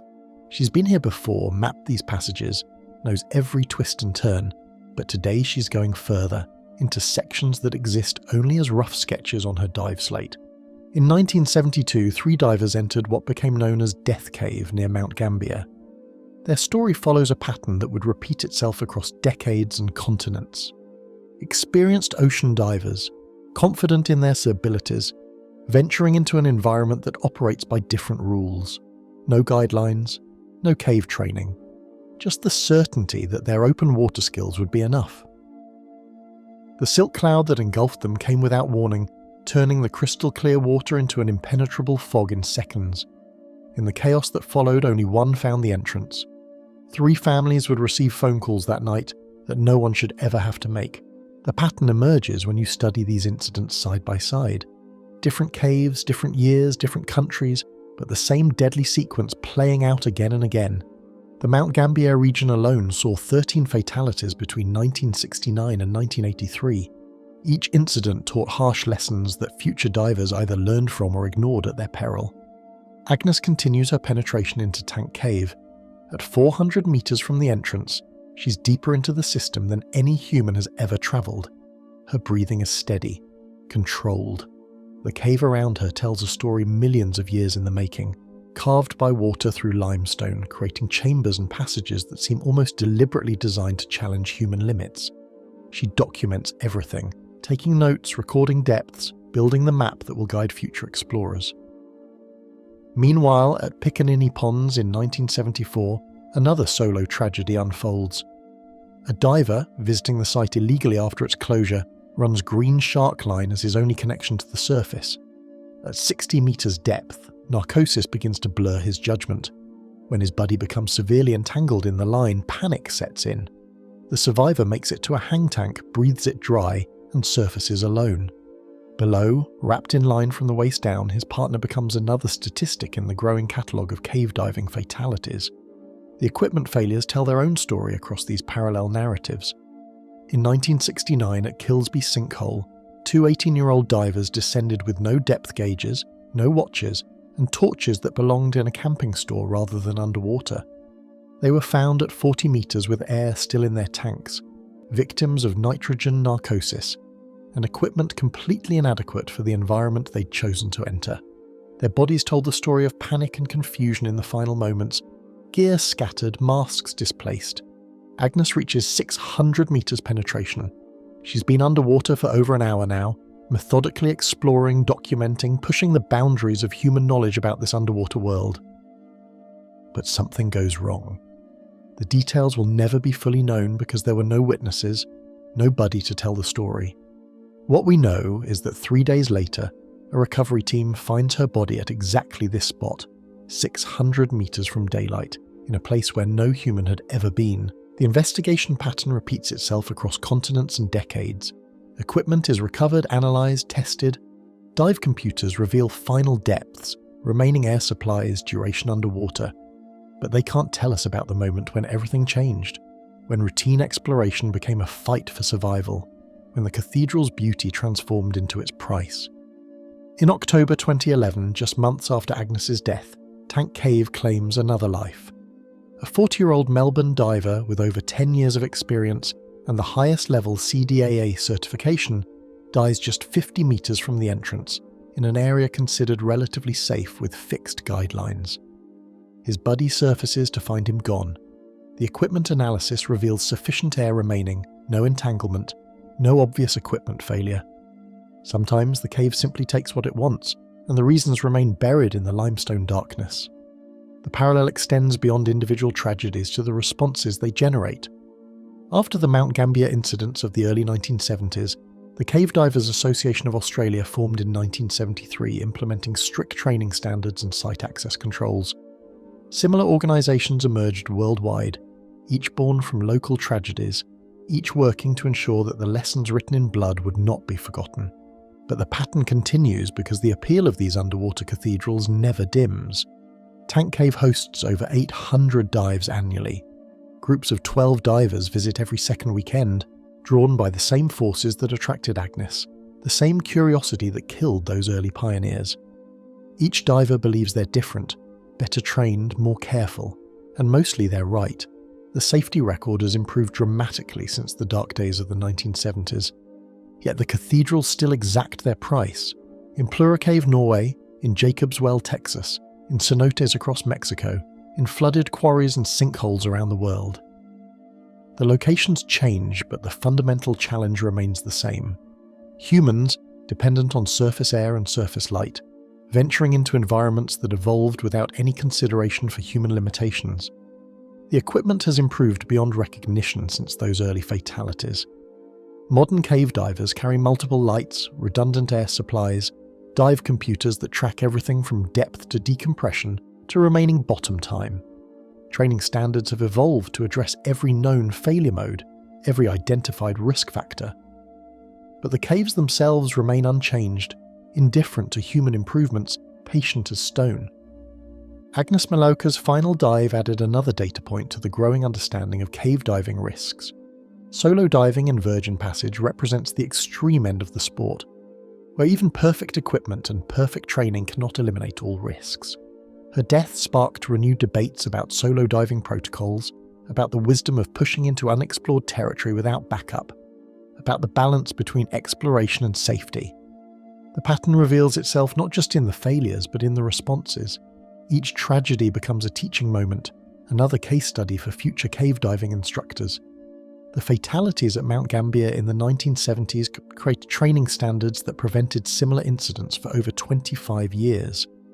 Agnes's death contributed to evolving protocols for solo exploration dives. The 2011 Tank Cave fatality led to additional safety measures for even routine cave dives. But the fundamental attraction remains unchanged. Something about these underwater cathedrals calls to the human spirit, challenges us to push beyond the limits of our surface-dwelling evolution. The beauty justifies the risk for those who choose to answer the call. Clear water that seems to glow with inner light. Formations carved over geological time that rival anything created by human hands. The profound silence broken only by the rhythm of their own breathing. The prices paid in individual tragedies spread across time and geography, but connected by common threads. Overconfidence, equipment failure, environmental factors beyond human control, sometimes simply bad luck in an environment that offers no second chances. Devil's Den deception. The morning mist rises from a simple hole in the ground, creating wisps of vapor that dance between the oak trees of northern Florida. To the untrained eye, it looks almost mystical, even inviting. But beneath this deceptive tranquility lies one of nature's most perfectly designed traps. Devil's Den earned its name from early settlers who saw steam rising from what appeared to be a portal to hell itself. They were wrong about the destination, but not about the danger. The entrance appears harmless enough. A modest opening in the limestone, roughly 12 feet across, surrounded by Spanish moss and palmetto scrub. But this is Devil's Den's first deception. What looks like a simple sinkhole is actually the mouth of an ancient underwater river system that has been claiming lives since humans first discovered its secrets. The hole descends through solid rock, opening into a chamber that defies every expectation of what lies beneath the Florida countryside. 20 feet down, the narrow opening gives way to something extraordinary. The water begins at what seems like a shallow depth, crystal clear and inviting. But Devil's Den's second deception lies in its shape. What appears from above to be a small pool is actually the narrow neck of an inverted mushroom, a geological formation that expands dramatically once you slip beneath the surface. The modest entry point opens into a vast underwater cathedral, stretching 200 feet across at its widest point and plunging 54 feet into the limestone bedrock. The water maintains a constant temperature of exactly 72 degrees Fahrenheit year-round. This isn't just comfortable, it's unnaturally so. Most springs in Florida vary with the seasons, but Devil's Den remains locked at this temperature regardless of what's happening on the surface. It's as if the cave system operates by its own rules, indifferent to the world above. This thermal consistency creates its own microclimate, contributing to the mist that first attracted those early settlers and continues to draw diverse today. But temperature is just the beginning of Devil's Den's arsenal. The limestone walls tell a story millions of years in the making. Carved by slightly acidic groundwater moving through the rock, the cave system created formations that seem almost deliberately designed to confuse and trap human visitors. The main chamber opens in multiple directions, each passage leading deeper into the limestone maze. Some passages appear to lead toward light and safety, but actually curve back into the depths. Others narrow gradually, drawing divers deeper before revealing themselves as dead ends. The bedding plane passages represent Devil's Den's most insidious feature. These horizontal cracks between layers of limestone appear navigable from a distance. They're typically 2 to 3 feet high, just enough clearance for a diver to believe they can pass through safely. But once inside, these passages become psychological traps. The ceiling presses down, the walls close in, and what seemed like a shortcut becomes a coffin-shaped tunnel with no room to turn around. On October 7th, 1990, 3 divers descended into Devil's Den's embrace. CP, KK, and CM had completed their first dive together, exploring the main chamber and returning safely to the surface. But Devil's Den had shown them its beauty, revealed just enough of its secrets to build confidence while concealing its true nature. The cave had been patient, allowing them to believe they understood its character. This is how Devil's Den works. It seduces first, kills later. CP decided to make a second dive alone. He had extra tanks, experience from 2 weeks earlier, and the confidence that comes from a successful first dive. But Devil's Den was ready for him now. As he descended past the main chamber and into the cave's deeper reaches, the environment began to assert its dominance. At 200 feet from the entrance, roughly 70 feet below the surface, CP encountered the cave's most deadly characteristic, the fine sediment that coats every surface like powdered death. The slightest disturbance of this sediment creates what cave divers call a silt-out. In seconds, crystal clear water becomes an impenetrable fog of limestone particles suspended in the water column. Visibility drops to 0, up becomes down, left becomes right, and the exit might as well be on another planet. This isn't just disorientation, it's sensory deprivation in an environment where every second counts and every wrong turn leads deeper into the maze. CP found himself in this nightmare scenario, trapped in a silt-out deep within Devil's Den's bedding plane passages. These narrow horizontal cracks between limestone layers became his prison. With only 2 feet of vertical clearance and walls pressing in from both sides, he had entered a space barely larger than a coffin. His breathing increased, consuming his remaining air supply. The cave walls pressed against his equipment, his body, his mind. The recovery team found evidence of his final moments carved into the limestone itself. Claw marks in the sediment told the story of a man fighting against the cave's inexorable grip, struggling against walls that had been solid for millions of years before his birth and would remain unchanged for millions of years after his death. The marks revealed the futility of human strength against geological forces, the ultimate powerlessness of even experienced divers when Devil's Den decides to collect its price. But CP's death wasn't an anomaly.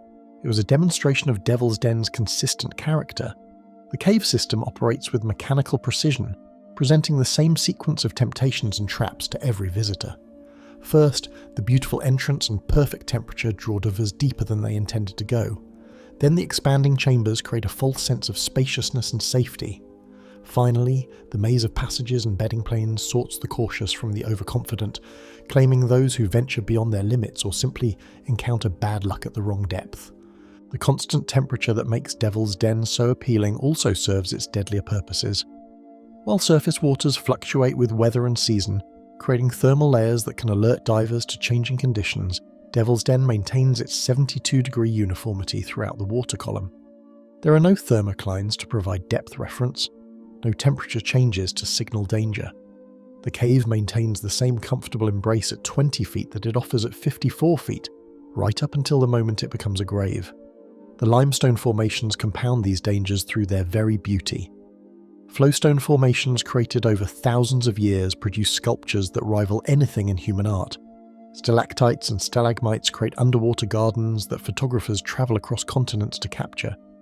But these same formations create shadows and hiding places where passages split and merge, where the main guideline can be lost in a maze of alternative routes, each one leading deeper into Devil's Den's territory. The cave's acoustic properties add another layer to its deceptive character. Sound travels differently through water and limestone, creating echoes that can make distant sounds seem near and near sounds seem distant. A diver might hear their buddies breathing and swim toward the sound, only to find themselves moving away from safety and toward the narrow passages where Devil's Den does its real work. The same acoustic tricks that make the cave seem alive and responsive also eliminate one of the most basic navigation tools available to human beings. Even the water chemistry works against human survival. The limestone environment creates slightly alkaline conditions that affect equipment differently than typical diving environments. Regulators that work perfectly in saltwater or neutral pH environments can behave unpredictably in Devil's Den's specific chemical soup. Metal components corrode in unexpected ways, rubber seals behave differently, and electronic depth gauges can provide readings that don't match the actual environment. Modern safety equipment and training have reduced the fatality rate at Devil's Den, but they haven't eliminated the cave's fundamental character. Warning signs now greet every diver who descends the wooden stairs to the water's edge. The image of the Grim Reaper has become as much a part of the Devil's Den experience as the crystal clear water and perfect temperature. But signs can't change the cave's basic nature any more than they can alter the limestone formations or modify the laws of physics that govern underwater navigation. The cave continues to draw divers from around the world, just as it drew CP and his friends in 1990. They come for the beauty, the perfect diving conditions, the chance to explore one of Florida's most famous underwater sites. Most of them return to the surface with nothing more than incredible memories and stunning photographs. But Devil's Den remains patient, unchanged, waiting for the right combination of circumstances to demonstrate once again why early settlers named it for the devil himself. The same forces that created Devil's Den continue to operate today. Groundwater still moves through the limestone, still carves new passages, still deposits the fine sediment that creates those deadly siltouts. The bedding plane passages still wait with their 2-foot ceilings and wall-to-wall embrace. The water still maintains its perfect 72-degree temperature, still expands from the narrow entrance into the vast underwater chamber, still reflects light in ways that make depth perception impossible and direction meaningless. The stairway trap, the equipment check at Madison Blue Springs, follows a ritual that has played out thousands of times before. Rich Ciaba runs his hands along the manifold connecting his twin 80s, testing each valve with the methodical precision of someone who understands that, underwater, there are no second chances. Beside him, Kevin Lynn performs the same dance, their movements synchronized by years of diving together and the shared knowledge that in cave diving your life depends on the details. The morning sun filters through the oak canopy, casting dappled light across the wooden platform that serves as Madison Blue's entry point. The water below appears deceptively simple, a circular pool roughly 80 feet across that could pass for any number of swimming holes scattered across North Florida. But beneath that placid surface lies one of the state's most extensive underwater cave systems, a labyrinth of limestone passages that stretches over 5 miles into the earth. Rich clips his primary reel to his harness, checking the line tension one final time. 3 reels per diver today, each one a lifeline that could mean the difference between exploration and entombment. The extra safety lines represent hard-learned lessons from the cave diving community, insurance policies written in nylon and paid for with lives lost in similar systems around the world. They enter the water with barely a splash, their movements controlled and deliberate. At 30 feet below the surface, the opening to the cave system reveals itself, a dark mouth in the limestone that beckons with promises of discovery and wonder. The water here maintains perfect clarity, visibility extending well beyond the reach of their powerful lights. Everything appears routine, manageable, safe. The main tunnel stretches ahead like a limestone highway, wide enough for 2 divers to swim side by side with room to spare. Fixed guidelines installed by previous explorers mark the route, their white nylon stands standing out against the tan and grey limestone walls. Rich takes point, following the line deeper into the system while Kevin maintains perfect position 3 feet behind. their lights creating twin cones of illumination in the eternal darkness. At 200 feet from the entrance, they encounter the first hint that Madison Blue operates by rules different from open water diving. The tunnel begins to narrow subtly, the spacious highway gradually becoming more intimate. But the change is so gradual, so natural, that it registers more as variety than warning. The limestone walls begin to show more character here, carved by millions of years of flowing water into shapes that seem almost deliberate in their beauty. The horseshoe room opens before them like an underwater cathedral, a vast chamber that dwarfs the tunnel that delivered them here. Stone formations divide the space into sections, creating multiple passages that branch off in different directions. To their right, the tunnel-marked Godzilla Room disappears into darkness.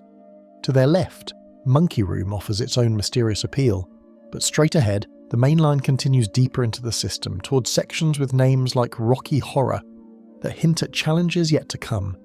They choose to follow the main route, swimming past the chamber walls adorned with fossil imprints from prehistoric sea creatures. The limestone here tells stories spanning millions of years, each layer a chapter in geological time. But beauty and danger often share the same address in cave diving, and Madison Blue's most deadly features hide behind its most attractive facades. At 400 feet from the entrance, the tunnel begins its real deception. What started as a spacious passage has narrowed to dimensions that require more attention, more precision. The guidelines here follow the path of least resistance, weaving between limestone formations and through openings that seem generous from a distance but now require careful navigation. Kevin notices Rich's movements becoming more deliberate, his fin kicks more controlled to avoid disturbing the fine sediment that coats every surface. The passage ahead splits into two options, and here Madison Blue reveals the first of its psychological traps. The main route, clearly marked with permanent guidelines, leads into what experienced divers know as the Rocky Horror section. The name itself suggests challenge, tight spaces, restrictions that test both equipment configuration and mental resolve.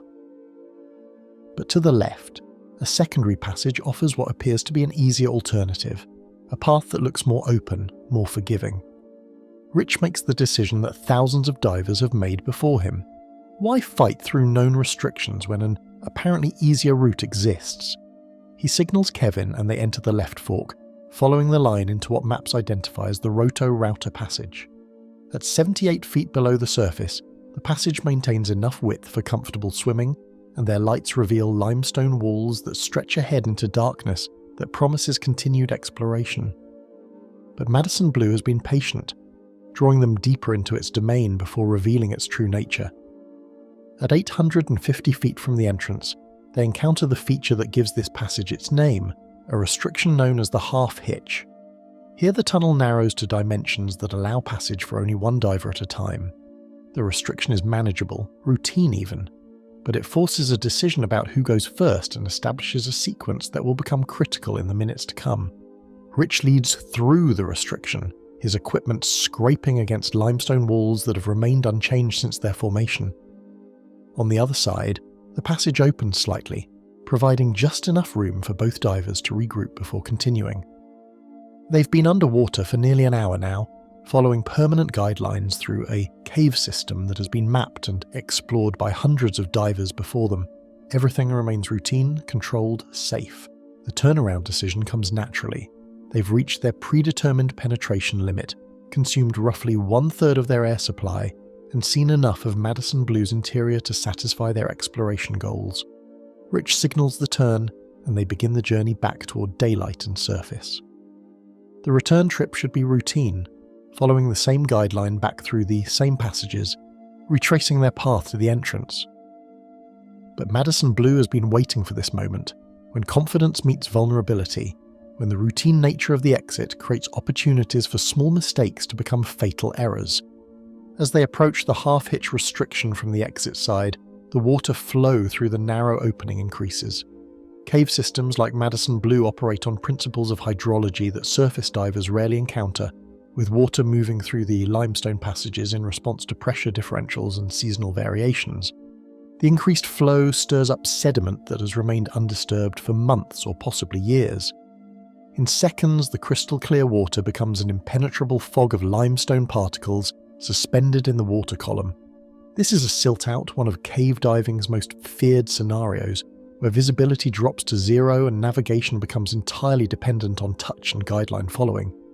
Kevin, following Rich through the restriction, loses sight of his buddy as the sediment cloud engulfs them both. In the confusion and zero visibility, the unthinkable happens. They lose contact with the guideline.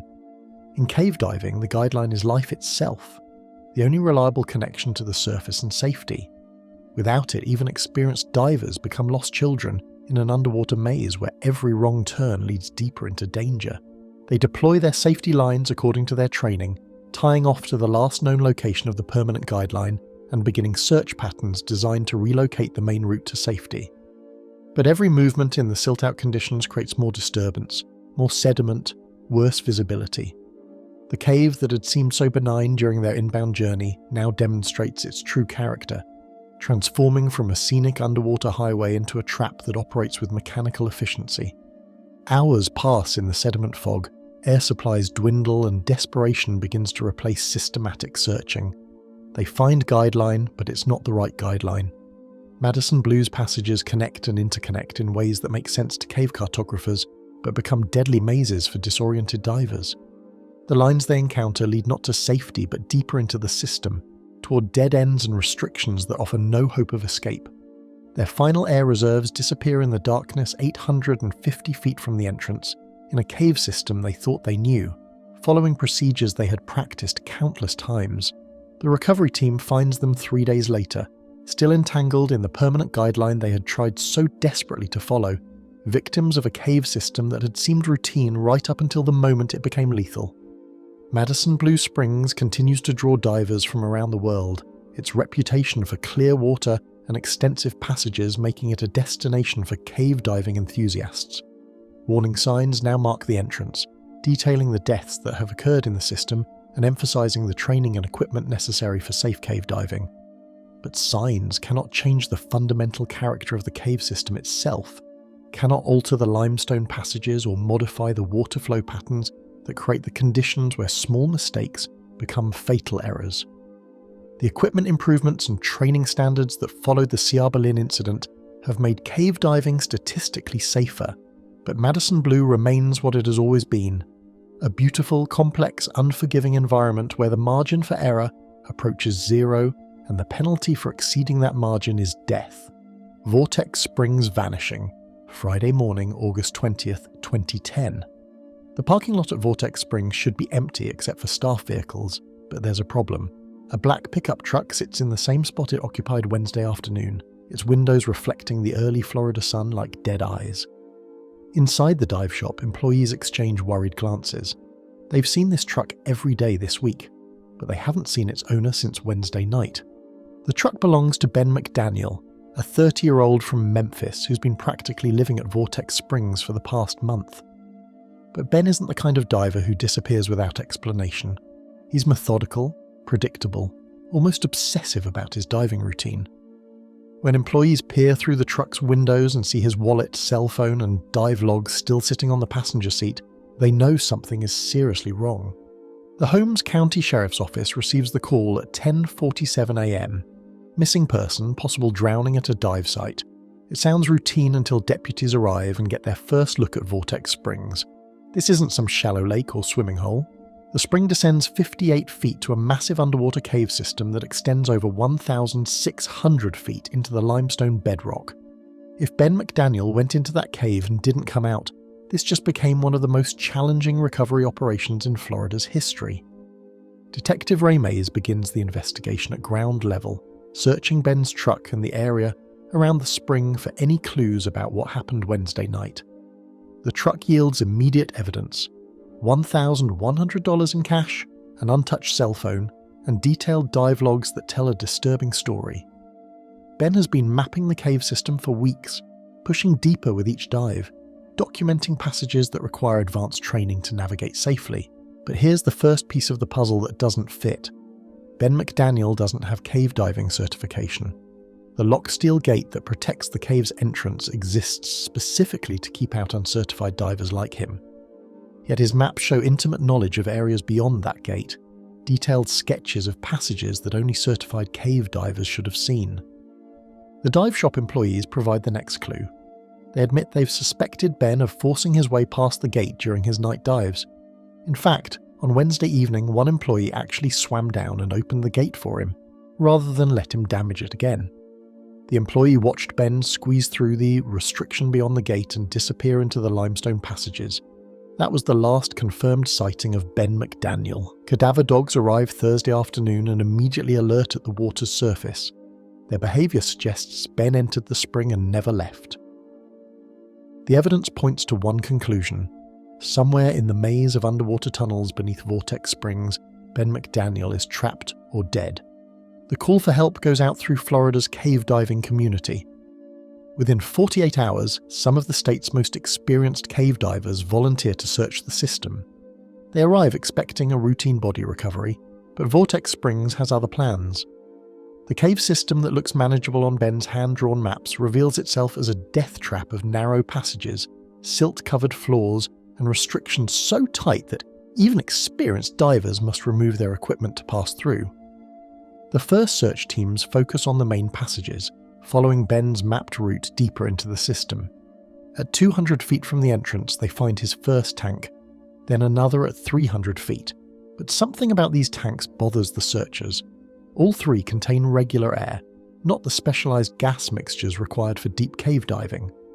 At the depths Ben was exploring, regular air would cause nitrogen narcosis, impairing judgment and coordination. It's the kind of mistake that kills divers, but Ben's logs show he'd made multiple trips into these same passages. How did he survive previous dives with the wrong gas mixture? By Sunday, the search has reached an impasse. Volunteer divers have explored every passage large enough to accommodate a human body. They've crawled through restrictions barely 18 inches wide, followed false passages to dead ends, and searched crevices where panicked divers sometimes wedge themselves in fatal attempts to escape. They found nothing but those three mysterious tanks with their deadly air mixture. The call goes out to Ed Sorensen. At 51, Sorensen has logged nearly 2,500 cave dives and recovered more bodies from Florida's underwater caves than any other diver. He's in the Bahamas when the text message reaches him, but he immediately recognizes the gravity of the situation. Vortex Springs isn't just any cave system, it's a killer that's claimed multiple lives. Protected now by a steel gate that exists solely because too many divers died there in the 1990s. Sorensen arrives Monday morning and immediately disagrees with the other searchers' assessment that the cave has been thoroughly explored. While they've covered the known passages, Vortex Springs contains areas that appear on no map, restrictions so tight that only the most experienced divers attempt them. If Ben McDaniel panicked and pushed into one of these areas, his body could be anywhere in the system. Sorensen's first dive takes him 1,500 feet into the cave, 200 feet beyond Ben's mapped explorations. He uses a dive propulsion vehicle to move faster through the passages and carries smaller tanks to fit through tighter restrictions. He examines every crevice, every side passage, every potential hiding place where a body might have settled. He finds nothing. His second dive pushes even deeper, reaching areas that require extreme technical skill to navigate. Sorensen squeezes through restrictions that would challenge even experienced cave divers, searching chambers where the walls press in from all sides and a single wrong movement can create a silt-out that eliminates all visibility. Still nothing. The third dive covers the system's most remote passages, areas so far from the entrance that they exist in absolute darkness, isolated from any hope of rescue. Sorensen documents his route meticulously, proving that he searched areas no other diver has reached. But Ben McDaniel isn't there. After 3 exhausting dives covering 1,700 feet of cave system, Sorensen surfaces with the worst possible news. Ben's body isn't in the cave. This finding transforms the investigation. If Ben isn't in the cave, where is he? The search expands to the swamps and waterways that connect to Vortex Springs. Teams scour Blue Creek, Sandy Creek, and the Choctawhatchee River, testing water samples for bacteria that would indicate decomposition. All tests come back negative. The investigation takes a darker turn when Ben's parents hire private investigators to examine the dive shop's employees. They discover that several have criminal records, including the owner, who faces charges for allegedly assaulting a former employee with a baseball bat. Could Ben's unauthorized cave diving have led to a confrontation that turned violent? The dive shop owner's death in December 2011 adds another layer of mystery. He falls downstairs at a company cookout, suffers severe head injuries, and dies a month later. Police classify the incident as part of an ongoing investigation but release no details. The connection to Ben's disappearance, if any exists, dies with him. Alternative theories emerge as the months pass without answers. Maybe Ben's body was removed from the cave before the search began, taken by divers who feared Vortex Springs would be permanently closed if another fatality occurred. Maybe he faked his own disappearance, overwhelmed by personal problems and seeking a new life. Maybe he never entered the cave at all, becoming the victim of foul play on dry land. Each theory has supporting evidence and fatal flaws. The body removal theory explains why searchers found nothing, but requires conspiracy among multiple divers with no apparent motive. The fake disappearance theory accounts for the absence of a body, but ignores Ben's positive attitude in his final weeks and his promises to care for his aging parents. The foul play theory fits the suspicious circumstances around the dive shop but offers no explanation for Ben's missing diving equipment. Ben's parents refuse to accept any theory that doesn't bring their son home. They offer rewards totaling $30,000 for information about his disappearance. The money attracts attention from divers around the world, but it also creates new dangers. In March 2012, another diver disappears in Vortex Springs while apparently searching for Ben. His body is found the next day by Ed Sorensen, wedged in a restriction so tight that reaching it required passing through 4 other impossibly narrow passages. The second death forces Ben's parents to withdraw their reward offer, but it doesn't end their search for answers. They commissioned documentary filmmaker Jill Heinert to explore the cave and provide closure about their son's fate. Heinert enters the investigation skeptical that Ben could be in the cave, but her exploration changes her mind. Ben's diving logs show he reached areas that require extreme skill to navigate. Maybe he's trapped in a crevice too small for recovery divers to find, his body preserved in the cave's constant 68-degree temperature. The investigation officially remains open, but active searching ended years ago. Ben McDaniel's disappearance has become cave diving's greatest mystery, a case that challenges every assumption about what's possible in underwater caves. His truck has long since been removed from the Vortex Springs parking lot. His parents have erected a memorial, and the cave system continues to attract divers from around the world. But the questions remain unanswered, frozen in time like the limestone passages where Ben McDaniel was last seen alive. The evidence suggests he entered the cave Wednesday night and never came out. 3 experienced search teams, including the world's premier cave diver, found no trace of him. The specialized equipment that could locate a body in tight restrictions found nothing. The water chemistry tests that would reveal decomposition showed no elevated bacteria levels. Every scientific method available to investigators came up empty. Yet Ben's diving equipment disappeared with him, something that wouldn't happen if he died on the surface or faked his disappearance. His maps show detailed knowledge of passages beyond the locked gate, knowledge that came from somewhere. Someone opened that gate for him Wednesday night, and someone watched him disappear into the limestone darkness that has kept its secrets for more than 14 years.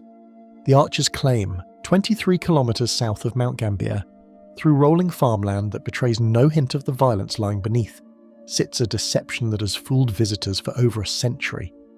Little Blue Lake appears from ground level as nothing more than a perfect circle of brilliant azure water, roughly 40 meters across, nestled in green pasture like a jewel dropped by accident. But this is the lake's first lie. What visitors see from the surface is merely the entrance to an underwater cathedral, whose architecture was designed by forces that have no concern for human survival. The approach to Little Blue Lake offers no warnings, no suggestion that beneath the pastoral beauty lies one of Australia's most precisely engineered diving traps. A simple walking track leads through farming country to a modest viewing platform where tourists gather daily to photograph the impossibly blue water and comment on its crystal clarity. The lake maintains perfect visibility to depths of 40 meters, water so clear it seems like looking through air rather than liquid. This transparency, which draws divers from around the world, is itself part of the lake's arsenal. Descend beneath the surface, and Little Blue Lake reveals its true character. The circular opening that appears modest from above widens dramatically underwater, creating a bell-shaped chamber that could swallow a cathedral. But it's the lake's most distinctive feature that makes it truly deadly, the natural arch that gives this chapter its name. Carved from pure limestone over millions of years, the arch spans the underwater chamber like a massive stone bridge, creating a formation so beautiful and unusual that divers routinely risk their lives just to swim beneath it. The limestone that forms the arch and surrounding chamber tells a story of geological violence. This isn't the gentle process of erosion most people imagine.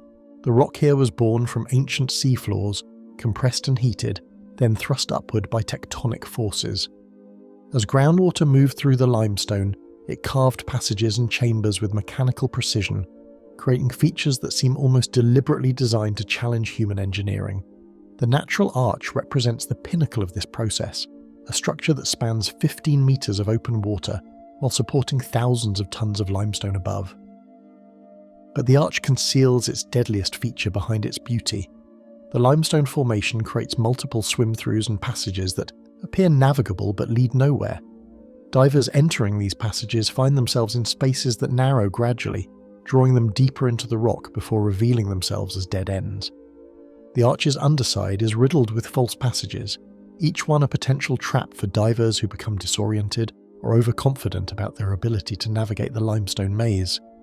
The water chemistry at Little Blue Lake adds another layer to its deadly character.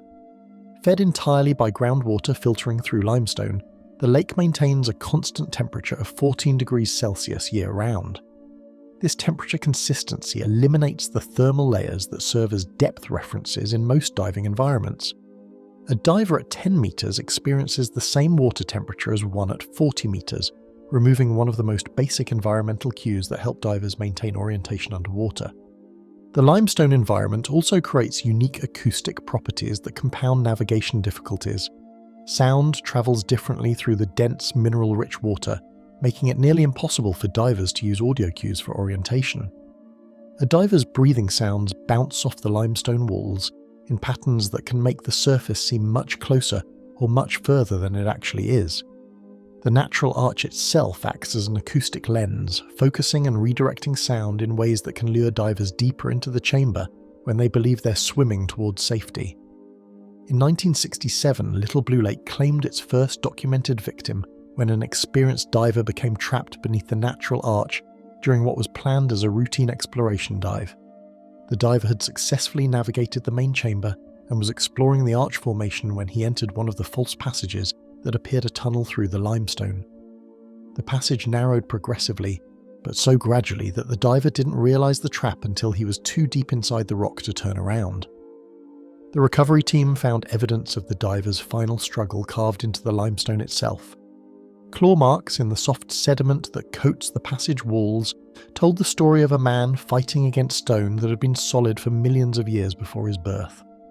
The marks revealed the futility of human strength against geological forces, the ultimate powerlessness of even experienced divers when the natural environment decides to collect its price. The arch's configuration creates additional dangers through its interaction with diving physics. As divers ascend or descend near the limestone formation, the rock surface affects their buoyancy in subtle but potentially fatal ways. The arch acts as a ceiling that can trap ascending divers, while its base creates ground effects that can pull descending divers deeper than intended. These forces operate so subtly that even experienced divers often don't recognize the danger until they're already caught in the arch's gravitational influence. The sediment layer that coats every surface of Little Blue Lake represents perhaps its most insidious weapon. Decades of organic matter settling to the bottom have created a fine powder that responds to the slightest disturbance. A single misplaced fin kick near the arch can create a silt-out that reduces visibility to 0 in seconds. In this environment, the beautiful limestone formations become invisible obstacles, the carefully mapped passages disappear into grey fog, and the natural arch transforms from a scenic attraction into an underwater maze where every direction looks the same. Modern diving equipment has reduced but not eliminated the dangers posed by Little Blue Lake's natural arch.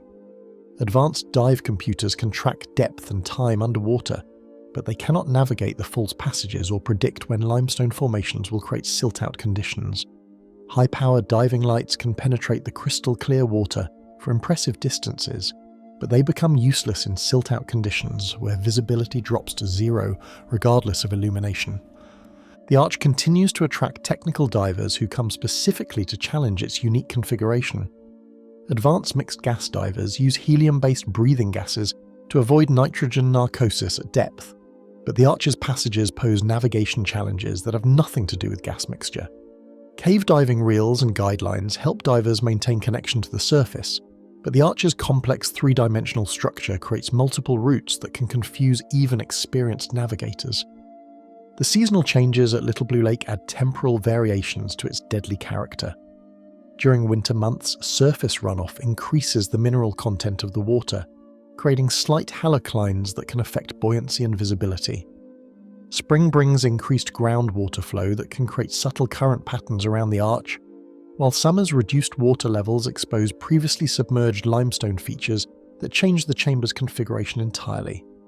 The wildlife at Little Blue Lake contributes its own dangers to the arch environment. Schools of small fish that shelter in the limestone passages can create the illusion of open water where none exists, luring divers into false passages. Larger fish species that inhabit the deeper sections can startle divers at critical moments, causing the sudden movements that create silt-outs in the fine sediment that coats the chamber floor. Each year brings new divers to Little Blue Lake, drawn by photographs of the natural arch and reports of the crystal-clear water that makes the limestone formations seem to glow with inner light. Most of them explore the chamber safely, swimming beneath the arch and returning to the surface with memories of one of Australia's most beautiful underwater sights. But the arch remains unchanged, patient as stone, waiting for the right combination of circumstances to demonstrate once again why natural formations carved by geological forces operate by rules that have no consideration for human survival. The same groundwater that created the natural arch continues to flow through the limestone, continuing to carve new passages, continuing to modify the chamber's configuration in ways too slow for human perception but too permanent for human control. The arch itself represents just one moment in geological time, a temporary configuration that will continue to change as water and chemistry and time work their slow transformation on the limestone.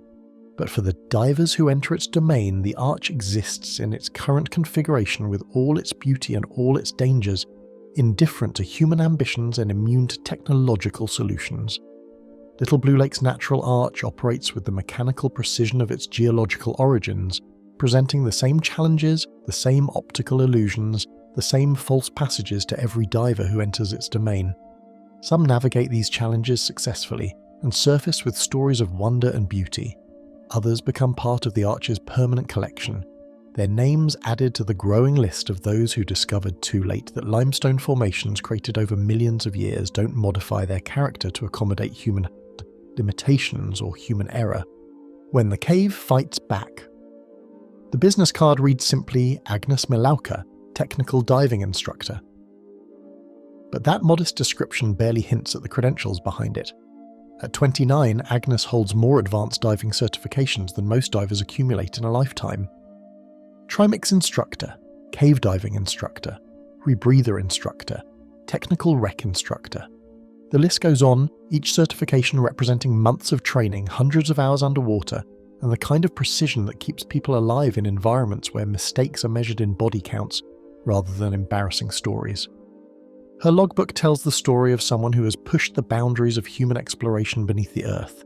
Over 2,000 dives in caves around the world. Explorations in Australia's deepest underwater systems. Solo dives into virgin passages where no human has ever travelled. Photography expeditions that document underwater worlds for magazines and documentaries watched by millions. She's worked with James Cameron on technical diving sequences for Hollywood films, consulted with equipment manufacturers on gear design, and written extensively about cave diving safety for international publications. But on February 27, 2011, at Tank Cave near Mount Gambier, none of that expertise matters. The cave system that Agnes knows better than almost any other human being is about to demonstrate that experience, training, and preparation can only take you so far in an environment governed by physics and geology, rather than human accomplishment. Tank Cave represents the pinnacle of Australian cave diving, a 7-kilometre underwater labyrinth that extends deeper into the limestone than any other known system on the continent. Agnes has mapped sections of these passages personally, documenting routes and restrictions for future explorers. She knows the cave's moods, its seasonal variations, its technical requirements. She's dived here over 60 times, each dive adding to her understanding of the system's complex layout and hidden dangers. Today's dive follows procedures refined over years of exploration. Agnes descends with her regular diving partner, following guidelines they've installed themselves during previous expeditions. They're using rebreathers, sophisticated life support systems that recycle exhaled gas and extend underwater endurance far beyond what's possible with traditional scuba equipment. The technology represents the cutting edge of diving science, computer-controlled systems that monitor gas mixtures and adjust breathing gas composition automatically. At 600 meters from the entrance, Agnes makes a decision that experienced divers make thousands of times. She separates from her buddy to explore a side passage solo. This isn't reckless abandonment of safety protocols, it's standard practice for advanced exploration diving, where tight restrictions often make buddy diving impossible, and where experienced divers regularly operate independently while maintaining predetermined rendezvous schedules. The passage Agnes chooses for exploration appears routine based on her previous mapping efforts. She's been here before, documented this section, understands its layout and limitations. Her rebreather provides a 4-hour life support envelope, more than enough time for the planned exploration and return to the main guideline. Her backup equipment includes independent air supplies, multiple lights, and emergency signaling devices. Every piece of gear represents years of refinement and testing in similar environments. But Tank Cave operates by laws that don't recognize human credentials or equipment sophistication. The limestone passages were carved by water flow patterns that existed millions of years before the first human learned to hold their breath underwater. The cave system's structure reflects geological forces that dwarf human engineering, creating configurations that challenge even the most advanced diving technology and the most experienced human judgment. At some point during her solo exploration, Agnes encounters conditions that overwhelm her expertise. The exact sequence remains unknown because there were no witnesses, no buddy to observe the critical moments when routine exploration became a fight for survival. But the evidence recovered later tells a story familiar to anyone who studies technical diving accidents. The moment when experience meets circumstances that exceed even expert capabilities. The rebreather that should have provided 4 hours of life support shows evidence of malfunction. These systems represent the pinnacle of diving technology, but they're also complex machines operating in hostile environments where electronics and chemistry must function perfectly under extreme conditions. A single sensor failure, a flooded computer module, or contaminated breathing gas can transform life support equipment into a liability that kills faster than no equipment at all. Agnes's backup equipment tells its own story of expertise pushed beyond its limits. Her emergency air supplies were accessed, suggesting she recognized the rebreather problem and attempted to implement contingency procedures. But backup systems work only if you have time to deploy them, and in cave environments, the window between problem recognition and catastrophic failure can measure in seconds rather than minutes. The final evidence reveals Agnes's location 600 meters from the entrance, in a section of cave she'd explored successfully on numerous previous occasions. The distance itself isn't extreme by technical diving standards. Cave divers routinely operate at greater penetrations, following procedures refined through decades of exploration. But penetration distance means nothing if the way out becomes unavailable, and Agnes's body was found in a position suggesting she was attempting to return to the main guideline when her life support systems failed. The investigation that followed Agnes's death revealed the harsh mathematics of technical diving. Expertise reduces risk but never eliminates it. Every dive, regardless of the diver's credentials, represents a calculated bet against environmental conditions and equipment reliability. Experience improves the odds, but the house always wins eventually if you play long enough. Agnes's rebreather showed evidence of caustic flooding, a condition where carbon dioxide scrubbing chemicals mix with water to create a corrosive solution that can burn lung tissue and destroy breathing loop components. This failure mode is well known to rebreather manufacturers and technical diving instructors, but knowing about a problem and preventing it under stress are different challenges entirely. The same expertise that made Agnes one of the world's premier cave divers may have worked against her in the critical moments when emergency procedures required perfect execution under impossible conditions. The psychological factors that drive expert divers to push boundaries also contribute to their vulnerability when conditions exceed expected parameters. Agnes's extensive experience in Tank Cave created familiarity that may have reduced her perception of risk in an environment where risk never actually diminishes. The same confidence that enabled her exploration of virgin passages could have delayed her recognition that this dive was different, that the cave was presenting challenges beyond her considerable abilities. Equipment analysis revealed additional factors that even expert preparation couldn't address. Agnes carried backup systems for every critical component, but some failure modes cascade faster than human response times allow. Her primary lights remained functional, her backup air supplies contained adequate gas, and her exposure protection showed no signs of compromise. She died not from lack of preparation, but from the intersection of multiple systems failing simultaneously under conditions that occurred faster than even expert training could address. The depth at which Agnes died, 30 meters below the surface, represents conditions well within the capabilities of any advanced diver. The distance from the entrance, while significant, remained well within the range of her previous explorations. The water temperature, visibility, and current conditions all fell within normal parameters for Tank Cave. She died not because the environment exceeded her experience, but because the margin for error in cave diving approaches zero regardless of expertise level. Her diving computer recorded the final minutes of the dive, showing breathing patterns that suggest increasing stress followed by the telltale signs of system failure and emergency ascent attempts.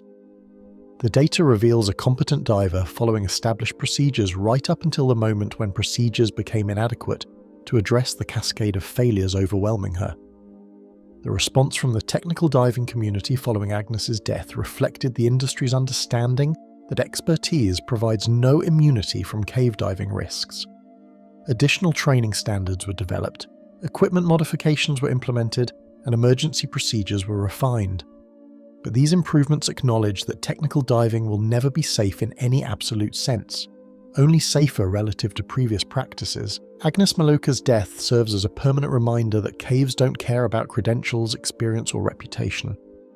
The limestone passages of Tank Cave continue to attract the world's most advanced divers, offering the same combination of beauty and challenge that drew Agnes to her final exploration.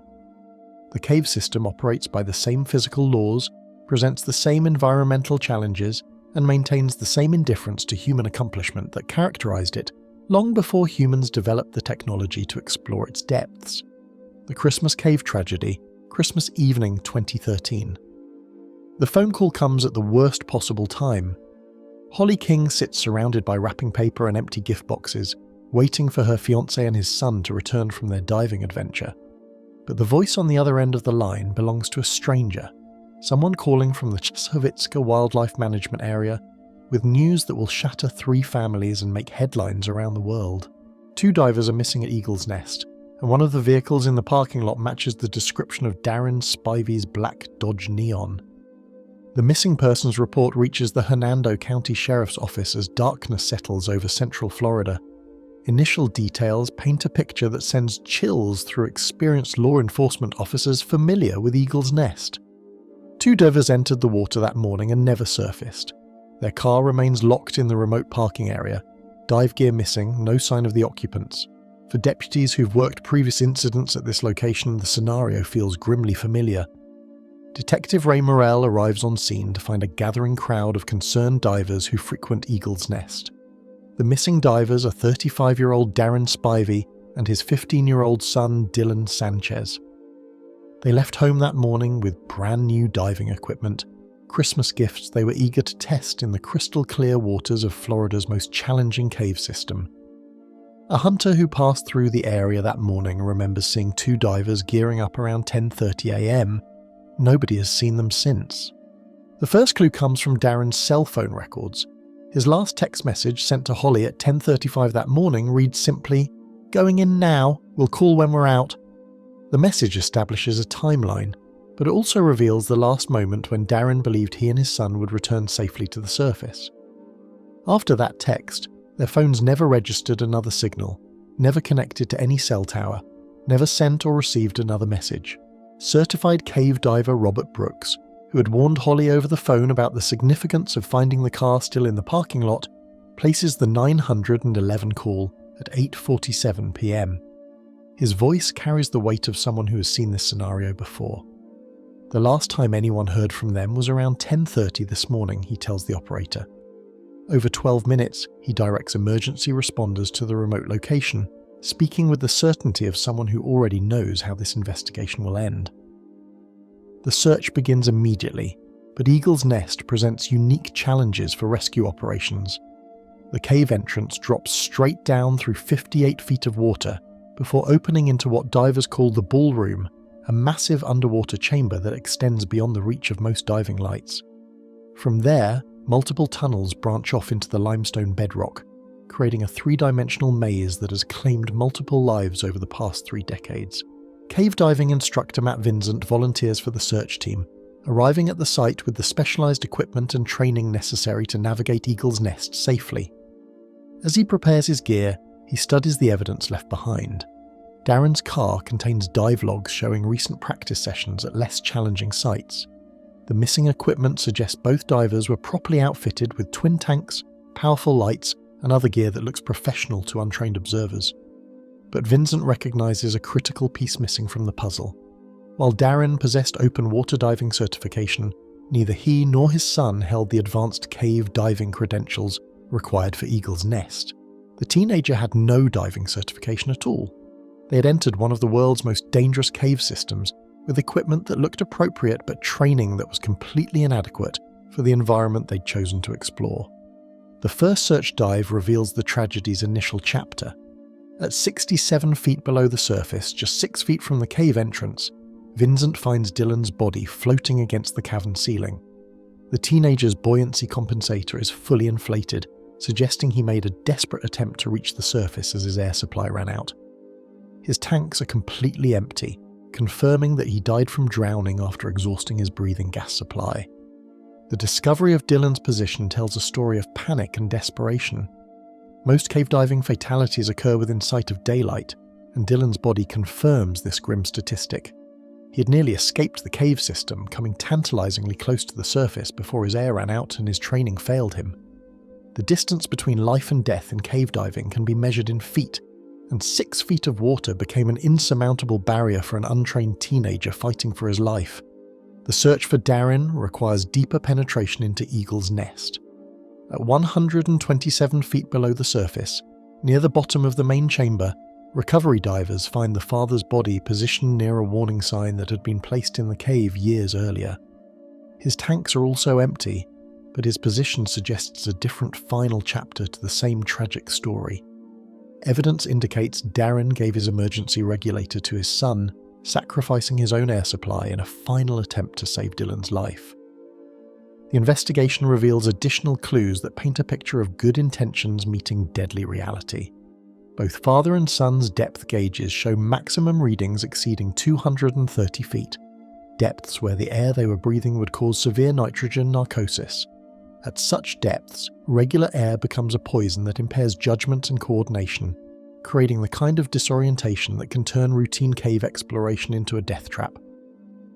Perhaps most tragically, investigators find 2 full emergency tanks positioned near Darren's body. These backup air supplies contained more than 3,000 pounds of breathing gas, enough to save both divers if properly deployed.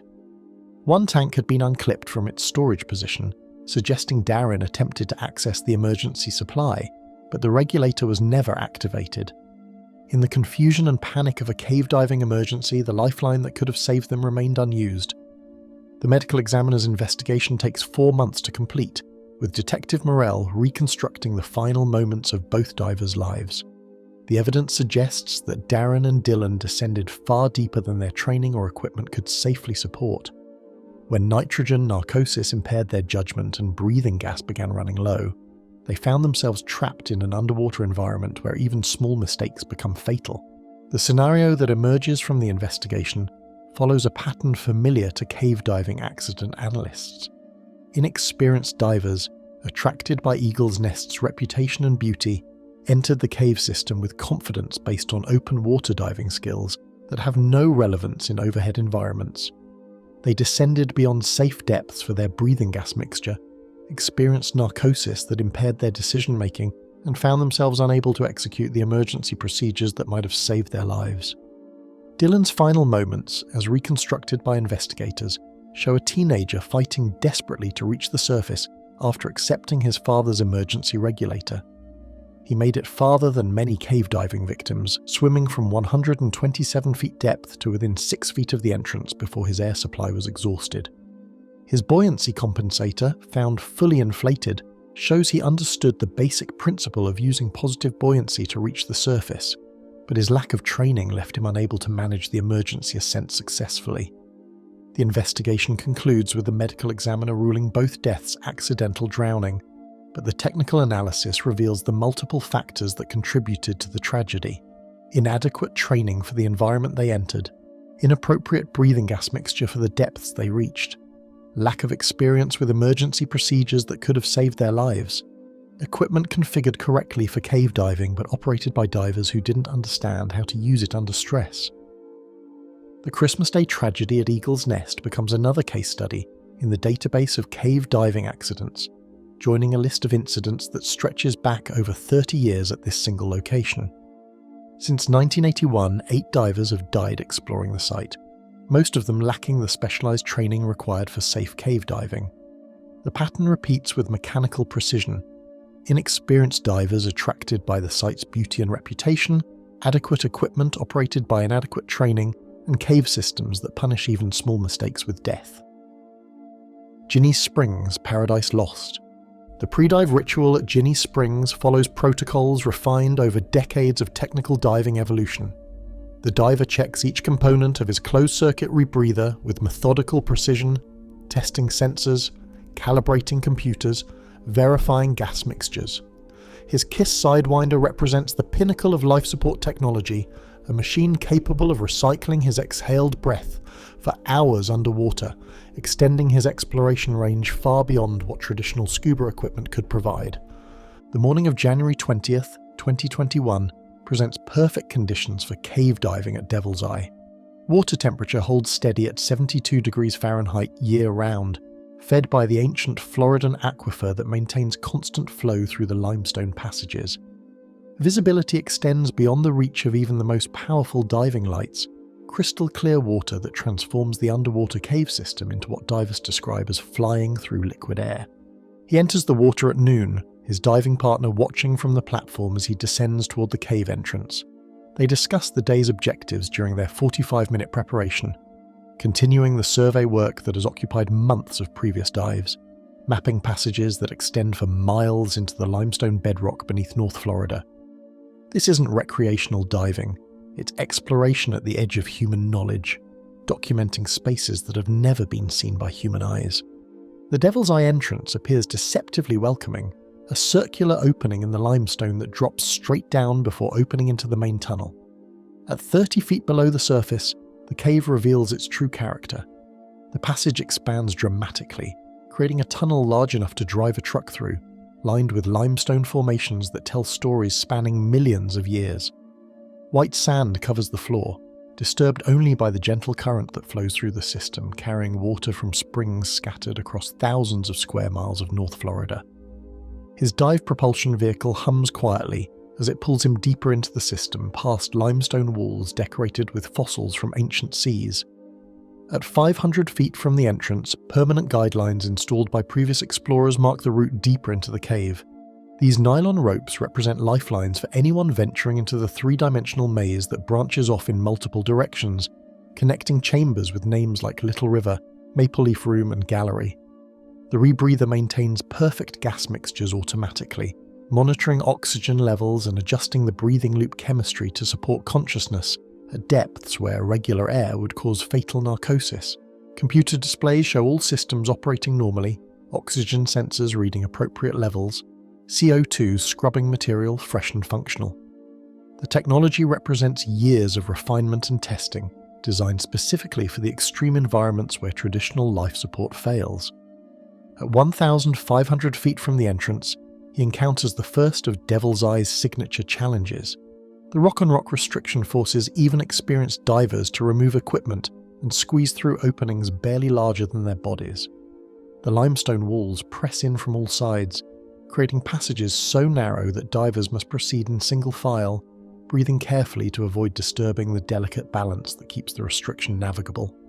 His chest-mounted equipment scrapes against limestone as he navigates the restriction, the sound of metal against stone echoing through the passage. The slider shut-off valve on his oxygen feed catches against the rock face, a momentary resistance that registers more as annoyance than alarm. The valve moves slightly under pressure, but the change is so subtle that it doesn't trigger conscious recognition. This is the moment that transforms routine exploration into countdown to catastrophe, though he won't recognize it for another hour. At 3,000 feet from the entrance, he clips his dive propulsion vehicle to the permanent guideline and retrieves a survey reel from his equipment array. The work of cave mapping requires precision and patience, measuring distances and angles between survey stations, with instruments designed for underwater use. Each measurement adds to the growing understanding of the cave system's layout, contributing to maps that will guide future explorers through passages that have remained unchanged since their formation. The rebreather continues its silent operation, recycling his exhaled breath and maintaining the gas mixtures necessary for consciousness at 135 feet below the surface. But the oxygen feed that should be adding fresh gas to the breathing loop has been shut off by the valve position change during his passage through the restriction 85 minutes earlier. The system begins consuming the oxygen already dissolved in the loop without replacement, a process that occurs so gradually that computer displays show normal readings even as the actual oxygen content drops toward levels incompatible with consciousness. At 110 minutes into the dive, his rebreather's oxygen sensors register 0.00. The displays that should alert him to this condition show the readings clearly, but his attention focuses on the survey work, the meticulous process of documenting passages that requires concentration and precision. Task loading, the phenomenon where focused attention prevents recognition of changing conditions, becomes his silent enemy. The same dedication to exploration that makes him valuable as a cave mapper prevents him from recognizing that his life support system has become a death trap. He continues working near the 5,800-foot mark, deeper into Devil's Eye than most divers ever venture. The gap reel in his hands represents the final piece of a survey puzzle, connecting two guideline segments to complete the mapping of this section. His movements remain controlled and purposeful even as oxygen levels in his breathing loop approach zero. The human brain's tolerance for hypoxia varies, but consciousness typically fails when oxygen content drops below levels that can support cellular function. The loss of consciousness comes without warning, without struggle, without recognition. One moment he's engaged in careful survey work, the next he's floating motionless in the passage, his body's autonomous systems shutting down as oxygen-starved cells cease to function. His primary light remains on, still mounted to his helmet, casting its beam down the passage toward unexplored territory. His rebreather continues cycling, but it's recycling gas that can no longer support life. His position when recovery divers find him tells the story of a competent cave diver overcome by equipment failure. All gear remains properly configured, his mask still in place and unflooded, bailout cylinders full and available but never accessed. The gap reel floats below his body, representing his final task before hypoxia claimed consciousness. The slider valve that caused his death remains in the closed position, testament to how small mechanical failures can have catastrophic consequences in unforgiving environments. The International Underwater Cave Rescue and Recovery Team requires 2 days to locate and document his position. At 5,800 feet from the entrance, he represents one of the deepest cave diving fatalities in Florida's history, found in territory that only the most advanced technical divers ever attempt to explore. The same pristine conditions that make Devil's Eye attractive for exploration also preserve his body and equipment, allowing investigators to reconstruct the sequence of events that led to his death. His dive computer records tell the complete story: 30 hours of operation, oxygen feed shut off at 85 minutes, sensors reading 0 at 110 minutes, consciousness lost somewhere around 5,800 feet of penetration. The data provides closure for investigators and lessons for the cave diving community, but it cannot change the fundamental reality that technical diving in overhead environments operates with margins for error that approach 0. The equipment analysis reveals the mechanical simplicity of his fatal error. The slider shut-off valve, designed to provide oxygen feed control during equipment maintenance, moved from open to closed position during passage through the rock-on-rock restriction. A movement of perhaps 2 inches, imperceptible during the stress of navigating tight spaces, but sufficient to shut off the oxygen supply that kept his rebreather functional. Jinny Springs continues to welcome cave divers from around the world, its crystal-clear water and extensive passage system making it a destination for technical diving enthusiasts and training organizations. Enhanced warning systems and safety protocols developed after this incident emphasize the importance of secondary displays and buddy diving, but they cannot eliminate the fundamental risks of exploring spaces where human survival depends entirely on the proper function of complex life support equipment. As new divers continue to explore the depths and push the boundaries of what's possible underwater, one truth remains: beneath the surface, the ocean, caves, and deep waters continue their ancient work of claiming lives in ways we still don't fully understand. The mysteries we've explored today remind us that no matter how advanced our equipment becomes, how thorough our training gets, or how experienced we are, the underwater world will always hold dangers we haven't anticipated. Each dive into the unknown carries the possibility that we might become the next mystery for others to investigate.